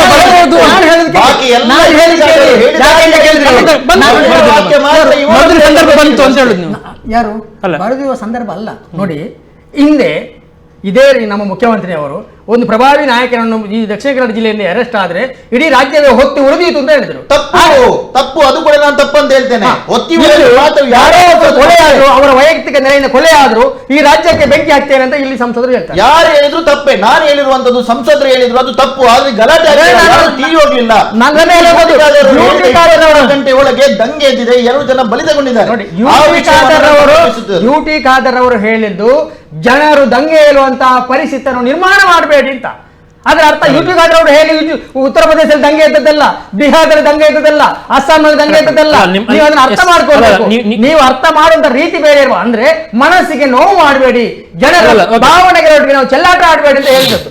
Okay, ಅದನ್ನು ಅಲ್ಲ, ಬೇರೆ ರೀತಿಯಲ್ಲಿ ಅರ್ಥ ಮಾಡಿದ್ರೆ Yes, ಏನ್ ಅಲ್ಲ, ಮಾಡೋದು? ಅವ್ರು ಹೇಳುದು ನಳಿನ್ ಕುಮಾರ್ ಕಟೀಲ್ ಅವರು ಹಾಗೆ ಹೇಳುವಾಗ ಗಲಾಟೆ ಆಗ್ಲಿಲ್ಲ ಅಥವಾ ಇನ್ನೊಂದು ಯಾರೋ ನಾಯಕರು ಹೇಳುವಾಗ ಆಗ್ಲಿಲ್ಲ, ಯುಟಿ ಖಾದರ್ ಹೇಳುವಾಗ ಆಯ್ತು ಅಂತ. ಯುಟಿ ಖಾದರ್ ಪವರ್ಫುಲ್ ಇರ್ಬೋದು ನಳಿನ್ ಕುಮಾರ್ ಕಟೀಲ್ ಅವರು, ಅವರು ಹೇಳುವಾಗ ಗಲಾಟೆ ಆಗುದಿಲ್ಲ, ಇವರು ಹೇಳುವಾಗ ಗಲಾಟೆ ಆಗುತ್ತೆ. ಒಂದು ಶಾಸಕರಾಗಿದ್ದಾರೆ, ಅವರು ಜಾಗೃತಿ ಅಂತ ಹೇಳುವಾಗ ಸಿಎ ಬಗ್ಗೆ ನೀವು ಜಾಗೃತಿಯನ್ನ ಮೂಡಿಸಬೇಕು. ಆ ಒಂದು ಘಟನೆಯ ಬಳಿಕ ರಾಜ್ಯದ ಒಂದು ಟಿವಿ ಮಾಧ್ಯಮಗಾರರು ಅವರಿಗೆ ಪ್ರಶ್ನೆ ಕೇಳುವಾಗ ಅವರು ಹೇಳ್ತಾರೆ, ನಂಗೆ ಈ ಬಗ್ಗೆ ಮಾಹಿತಿ ಇಲ್ಲ, ಸರ್ಕಾರದವರು ಮಾಹಿತಿಯನ್ನ ಸ್ಪಷ್ಟವಾಗಿ ಹೇಳ್ಬೇಕಿತ್ತು ಅಂತ. ನೀವು ಮಾಹಿತಿ ಇಲ್ಲ ಆದ್ಮೇಲೆ ಯಾಕೆ ಸ್ವಾಮಿ ನೀವು ಬೆಂಕಿ ಕೊಡೋ ನೋಡಿ, ಮಾತಾಡೋದು? ಕೇಂದ್ರ ಸರ್ಕಾರನೇ ಸರಿಯಾದ ಮಾಹಿತಿ ಇಲ್ಲ, ಕೇಂದ್ರ ಸರ್ಕಾರದಲ್ಲಿ ಸರಿಯಾದ ಮಾಹಿತಿ ಇಲ್ಲ. ಏನ್ ಮಾತಾಡ್ತಾರೆ ಇವರು? ನೀನು ನೋಡಿ, ಯಾವ ಕೇಂದ್ರ ಸರ್ಕಾರದ ಬಗ್ಗೆ ಮಾಹಿತಿ ಇಲ್ಲದೆ ಇವರು ಬಿಲ್ ಹೇಗೆ ಸರ್ ಪಾಸ್ ಆಯ್ತದು? ಯಾವುದು? CAB bill, citizen amendment bill pass ಆಗುವುದು ಹೇಗೆ? ಸಂಸದರಿಗೆ ತಲೆ ಇಲ್ವಾ ಹಾಗಾದ್ರೆ? Okay, ಕೇಂದ್ರ ಅಲ್ಲ, ಸರ್ಕಾರ ಅಲ್ಲ, ಅಲ್ಲ, ನಾನು ಅಲ್ಲ, ಹೇಳೋದು ಅಲ್ಲ, ಕೇಳಿ, ಈಗ ಒಮ್ಮೆ ಗೃಹ ಸಚಿವರು ಹೇಳ್ತಾರೆ ನಾವು ಮಾಡ್ತೇವೆ, ಪ್ರಧಾನಮಂತ್ರಿ ಹೇಳ್ತಾರೆ ನಾವು ಮಾಡುದಿಲ್ಲ. ಯಾಕಂದ್ರೆ ಮಾಡುದಿಲ್ಲ ಹೇಳ್ತಾರೆ. ಯಾರು ಹೇಳಿದ್ರು ನಿಮ್ಗೆ ಮಾಡುದಿಲ್ಲ ಹೇಳ್ತಾರೆ? ಪ್ರಧಾನಮಂತ್ರಿ ಅವರು ಮೊನ್ನೆ ಕೂಡ ಈಗ ಸಿಂಪಲ್ ಆಗಿ ಹೇಳೋದಾದ್ರೆ ಯುಟಿ ಖಾದರ್ ಅವರಿಗೆ ಸಿಎ ಬಗ್ಗೆ ಸಂಪೂರ್ಣ ನಾಲೆಜ್ ಇದೆ ಅಂತ ಅಂದ್ಕೊಳ್ಬೇಕಾಗಿದೆ ನಿಮ್ಮ ಪ್ರಕಾರ? ನೋಡಿ, ನಾನೊಂದು ಮಾತನ್ನು ಹೇಳ್ತೇನೆ, ನಾನು ಸ್ಪಷ್ಟವಾಗಿ ಹೇಳ್ತೇನೆ. ಇದು ಯಾಕೆ ಅಮೆಂಡ್ಮೆಂಟ್ ಥಿಂಕಿಂಗ್ ಬಂದಿತ್ತು ಅಂತ ಕೇಳಿದ್ರೆ, ಅಸ್ಸಾಂನಲ್ಲಿ ರೋಹಿಂಗ್ಯಾ ಸಮಸ್ಯೆ ಜಾಸ್ತಿ ಇತ್ತು. ಅವ್ರು ಹೇಳಿದ್ರು ನಳಿನ್ ಕುಮಾರ್ ಕಟೀಲ್ ಅವರು ಬೆಂಕಿ ಕೊಡ್ತೀನಿ ಹೇಳುವ ಡೈಲಾಗ್ ಹೇಳಿದಾಗ ಏನಾಗಿರ್ಲಿಲ್ಲ, ಯುಟಿ ಖಾದರ್ ಅವರು ಹೇಳಿದ ತಕ್ಷಣ ಮರ್ದಿನೇ ಆಯ್ತು ಅಂತ ಹೇಳಿ. ಅಂದ್ರೆ ನಿಮ್ಮ ಪ್ರಕಾರ ಹಾಗಾದ್ರೆ ನಾನು ಹೇಳುವಂತದ್ದು ಅದು ಬೇರೆ ಸೇಮ್ ಅಂತ, ಎರಡು ಬೆಂಕಿಗಳದ್ದೇ ವಿಷಯ ಆದ್ದರಿಂದ ಅದು ಇದು ಸೇಮ್ ಅದಲ್ಲ. ನೀವು ಯೋಚನೆ ಮಾಡಿದ ಹಾಗೆ ಒಂದು ಮರ ಉಂಟು, ಆ ಮರದ ಮೇಲೆ ಕಾಗೆ ಕೂತಾಗ ಮರ ಬಿತ್ತಂತೆ. ಜನ ಹೇಳಿದ್ರು ಕಾಗೆ ಕೂತಾಗ ಮರ ಬಿತ್ತು ಅಂತ. ಕಾಕತಾಳೀಯ ಅವರು ಉದ್ರೇಕ ಮಾಡಿದಲ್ಲ, ಅವರು ಏನು ಉಗ್ರಗಾಮಿ ಅಲ್ಲ, ಅವರು ಒಬ್ಬ ಶಾಸಕರು, ಜವಾಬ್ದಾರಿತ ಸ್ಥಾನದಲ್ಲಿರುವವರು, ಅಷ್ಟೊಂದು ಅಭ್ಯರ್ಥಿ ಕೆಲಸವನ್ನು ಮಾಡಿದವರು, ಸಚಿವರಾಗಿದ್ದವರು, ಅಷ್ಟು ತಾವು ಅರ್ಥ ಮಾಡ್ಕೊಳ್ಬೇಕು. ದಯವಿಟ್ಟು ಅನಾವಶ್ಯಕವಾಗಿ ಅವರ ಮೇಲೆ ಗೂಬೆ ಕೊರಿಸುವಂತಹ ಪ್ರಯತ್ನ ಮಾಡಬೇಕು. ಯಾರು ಗೂಬೆ ಕೊರಿಸಲಿಲ್ಲ. ನಾವು ಕೊನೆಯದಾಗಿ ಏನಾದ್ರು ಅಂತಿಮವಾಗಿ ಇಬ್ಬರು ಗಣ್ಯರು ಜನರಿಗೆ ಏನ್ ಹೇಳಿಕ್ಕೆ ಇಷ್ಟಪಡ್ತೀರಿ? ಗೋಪಾಲಕೃಷ್ಣ ಭಟ್ ಅವರು. ಕೊನೆಯದಾಗಿ ನಾನು ಹೇಳಿರುವಂತದ್ದು ಇಷ್ಟೇ. ನೋಡಿ, ಈಗ ಗೋಲಿಬಾರಲ್ಲಿ ಇಬ್ರು ಮೃತಪಟ್ಟಿದ್ದಾರೆ. ನಾನು ಮೊದಲಿಂದ ಹೇಳಿ ಬರ್ತಿದ್ದೇನೆ, ಈಗ ಅವರ ಮನೆಯವರಿಗೆ ಕೆಲವೊಮ್ಮೆ ನಮ್ಮ ಮನೆಯವರು ಹೇಳಿದ್ದು ಕೇಳದೇ ಇರುವಾಗ ಸಂದರ್ಭದಲ್ಲಿ ಅವರ ಮಗವ ಯಾರ ಒಬ್ರು ಗೋಲಿಬಾರಲ್ಲಿ ತೀರಿ ಹೋಗಿದ್ದಾರೆ. ಮಾನವೀಯತೆ ನೆಲೆಯಲ್ಲಿ ಅವರ ಕುಟುಂಬಕ್ಕೆ ಸಹಕರಿಸುವ ನಿಟ್ಟಿನಲ್ಲಿ ಅವರಿಗೆ ಸಹಾಯ ಆಗ್ಬೇಕು. ಆದ್ರೆ ಸರ್ಕಾರದಿಂದ ಈಗಲೇ ಅದನ್ನ ಘೋಷಣೆ ಮಾಡುವಂತದ್ದು ಜನತೆಗೆ ಒಂದು ತಪ್ಪು ಸಂದೇಶವನ್ನ ಕೊಂಡೋಗ್ತದೆ. ಯಾಕೆಂದ್ರೆ ಅವರು ಅಪರಾಧಿಗಳ ಪರವಾಗಿ ಮತ್ತು ಪೊಲೀಸರ ವಿರುದ್ಧವಾಗಿ ಅವರು ಸಹಾಯ ಮಾಡಿದ್ರು ಅನ್ನೋ ಸಂದೇಶವನ್ನ ತಗೊಂಡೋಗ್ತದೆ. ಮಾನವೀಯತೆಯಲ್ಲಿ ಸಂಘ ಸಂಸ್ಥೆಗಳು ಅಥವಾ ಬೇರೆ ಯಾರೇ ಆಗ್ಲಿ ಆ ಮನೆಗೆ, ಮೃತರ ಕುಟುಂಬಕ್ಕೆ ಪರಿಹಾರ ಕೊಡುವುದರಲ್ಲಿ ನಮ್ಮದೇನೂ ಅಭ್ಯಂತರ ಇಲ್ಲ. ಇದೇ ಸಂದರ್ಭದಲ್ಲಿ ಪೊಲೀಸರ ಪರವಾಗಿ ಸಾರ್ವಜನಿಕರು ನೈತಿಕ ಮಾನಸಿಕ ಮನೋಸ್ಥೈರ್ಯವನ್ನ ಹೆಚ್ಚಿಸಬೇಕಾಗಿ ಈ ಮೂಲಕ ನಾನು ಕೇಳಿಕೊಂಡೆ. ಕೊನೆಯದಾಗಿ ಅಂತಿಮವಾಗಿ ಸಂವಿಧಾನಾತ್ಮಕವಾಗಿ ಪ್ರತಿಭಟಿಸುವಂತಹ ಹಕ್ಕು ಎಲ್ರಿಗೂ ಇದೆ. ಇಲ್ಲಿ ಮೊನ್ನೆ ನಡೆದಂತಹ ದಂಗೆಯಲ್ಲಿ ಇಬ್ಬರು ಮಂದಿ ಸಾವನ್ನಪ್ಪಿದ್ದಾರೆ. ಅವರಿಗೆ ಸೂಕ್ತವಾದಂತಹ ಪರಿಹಾರ, ಧರ್ಮ ಜಾತಿ ಅದನ್ನೆಲ್ಲ ಬಿಟ್ಟು, ರಾಜಕೀಯ ಬಿಟ್ಟು, ಈ ರಾಜ್ಯದ ಮುಖ್ಯಮಂತ್ರಿಗಳು ತನ್ನ ಉನ್ನತ ಪವರ್ ಅಧಿಕಾರವನ್ನು ಉಪಯೋಗಿಸಿ ಅವರ ಕುಟುಂಬಕ್ಕೆ ಸಾಂತ್ವನ ನೀಡಬೇಕಾದ್ದು ಧರ್ಮ. ಅದೇ ನಿಟ್ಟಿನಲ್ಲಿ ಈ ರಾಜ್ಯದ ಜನತೆ ಶಾಂತಿಯನ್ನು ಕಾಪಾಡೋದು ಅವರದು ಧರ್ಮ. ಅಷ್ಟು ಮಾತ್ರ ಅಲ್ಲ, ಪೊಲೀಸ್ನವರನ್ನು ಕೂಡ ನಾನು ಈ ಮಟ್ಟಿನಲ್ಲಿ ಸ್ವಾಗತ ಮಾಡ್ತಾ ಇದ್ದೇನೆ. ಇಲ್ಲಿ ಆದಷ್ಟು ಬೇಗ ಅಲ್ಲಿ ಶಾಂತಿ ನೆಲೆಸಲಿಕ್ಕೆ ಅವರು ಪ್ರಯತ್ನವನ್ನು ಪಟ್ಟಿದ್ದಾರೆ. ಆದರೆ ನಮ್ಮ ದುರಾದೃಷ್ಟವಶಾತ್ ಈ ಜಿಲ್ಲೆಯಲ್ಲಿ ಇಬ್ಬರ ಸಾವಪ್ಪಿದೆ. ಆದ್ದರಿಂದ ಈ ರಾಜ್ಯ ಸರ್ಕಾರ ಆದಷ್ಟು ಬೇಗ ಶೀಘ್ರ ಅವರಿಗೆ ಪರಿಹಾರ ನೀಡಬೇಕು, ಕೊಡಬೇಕು. ಒಂದು ವೇಳೆ ಅದರಲ್ಲಿ ಏನಾದರೂ ಕಾನೂನು ತೊಡಕಿದ್ರೆ ಅದನ್ನ ಕಾನೂನಾತ್ಮಕವಾಗಿ ಕೋರ್ಟ್ನಲ್ಲಿ ಅದನ್ನು ಒಟ್ಟಿನಲ್ಲಿ ಈ ವಿಚಾರ ಇರೋದೀಗ ಮಾನವೀಯತೆ ಮತ್ತು ಕಾನೂನಿನ ಅಡಿಯಲ್ಲಿ ಸಿಲುಕಿದೆ. ಇದನ್ನು ಯಾವ ರೀತಿಯಲ್ಲಿ ಮುಖ್ಯಮಂತ್ರಿ ಅವರು ಹ್ಯಾಂಡಲ್ ಮಾಡ್ತಾರೆ ಅನ್ನೋದು ಅವರ ರಾಜಕೀಯ ಸಿದ್ಧಾಂತದ ಮೇಲೆ ಡಿಪೆಂಡ್ ಆಗಿದೆ. ಎರಡೂ ಕಡೆಯಿಂದ ಕೂಡ ರಾಜಕೀಯ ಆಗ್ತಾ ಉಂಟು. ಕೊಡಲೇಬೇಕು ಅಂತ ಹೇಳಿ ಕಾಂಗ್ರೆಸ್ ಒತ್ತಡ ಹಾಕ್ತಾ ಉಂಟು ಅಂತಂದರೆ ಕಾಂಗ್ರೆಸ್ ಕೂಡ ಒಂದಿಷ್ಟು ಅದರ ರಾಜಕೀಯ ಕಾರಣಗಳು ಇದ್ದೇ ಇರುತ್ತೆ. ಅದೇ ರೀತಿಯಲ್ಲಿ ಕೊಡಬಾರ್ದು ಅಂತೇಳಿ CM ಮೇಲೆ ಒತ್ತಡ ಬೀಳ್ತಾ ಉಂಟು ಅಂತಂದರೆ ಅಲ್ಲೂ ಕೂಡ ಒಂದಿಷ್ಟು ಸಿದ್ಧಾಂತಗಳು ತಾಕಲಾಟ ಆಗ್ತಾ ಇದೆ. ಯಾವುದನ್ನು ಹೇಗೆ CM ಯಶಸ್ವಿಯಾಗಿ ದಡ ಸೇರಿಸ್ತಾರೆ ಅನ್ನೋದರ ಮೇಲೆ ಬಹುಶಃ ಮುಂದಿನ 3 ತಿಂಗಳ ನಂತರ ಅವರು ಹೇಳಿದ ತನಿಖೆಯಲ್ಲಿ ಏನು ಮೃತಪಟ್ಟವರು ಅಮಾಯಕರು ಅಂತಂದರೆ ಖಂಡಿತವಾಗಿ ಕೊಡ್ತೇವೆ ಅಂತೇಳಿ ಬಹುಶಃ ಕಾಂಗ್ರೆಸ್ ಅಲ್ಲಿ ಕಾಯತ್ತೆ ಅಂತ ನಾವು ಅಂದ್ಕೊಳ್ತಾ ಈ ಕಾರ್ಯಕ್ರಮ ಬಂದು 1.25 ಗಂಟೆ ಅವಧಿಯಲ್ಲಿ ತಮ್ಮ ಅಭಿಪ್ರಾಯ ನಮಗೆ ಮಂಡಿಸಿರುವಂಥ ಗೋಪಾಲಕೃಷ್ಣ ಭಟ್ ಮತ್ತು ಡಾಕ್ಟರ್ ಶೇಖರ್ ಪೂಜಾರಿ ಅವರಿಗೆ ನಮ್ಮ ಟಿವಿಯ ಪರವಾಗಿ ಆತ್ಮೀಯವಾಗಿರುವಂಥ ಧನ್ಯವಾದ. Thank you very much. ಇವತ್ತಿನ ಜನಧ್ವನಿ ನಾಳೆ ರಾತ್ರಿ 8 ಗಂಟೆ ಜನಧ್ವನಿ ನೇರ ಪ್ರಸಾರದಲ್ಲಿ ಮತ್ತೆ ಭೇಟಿಯಾಗೋಣ. ನಮಸ್ಕಾರ, ಶುಭರಾತ್ರಿ.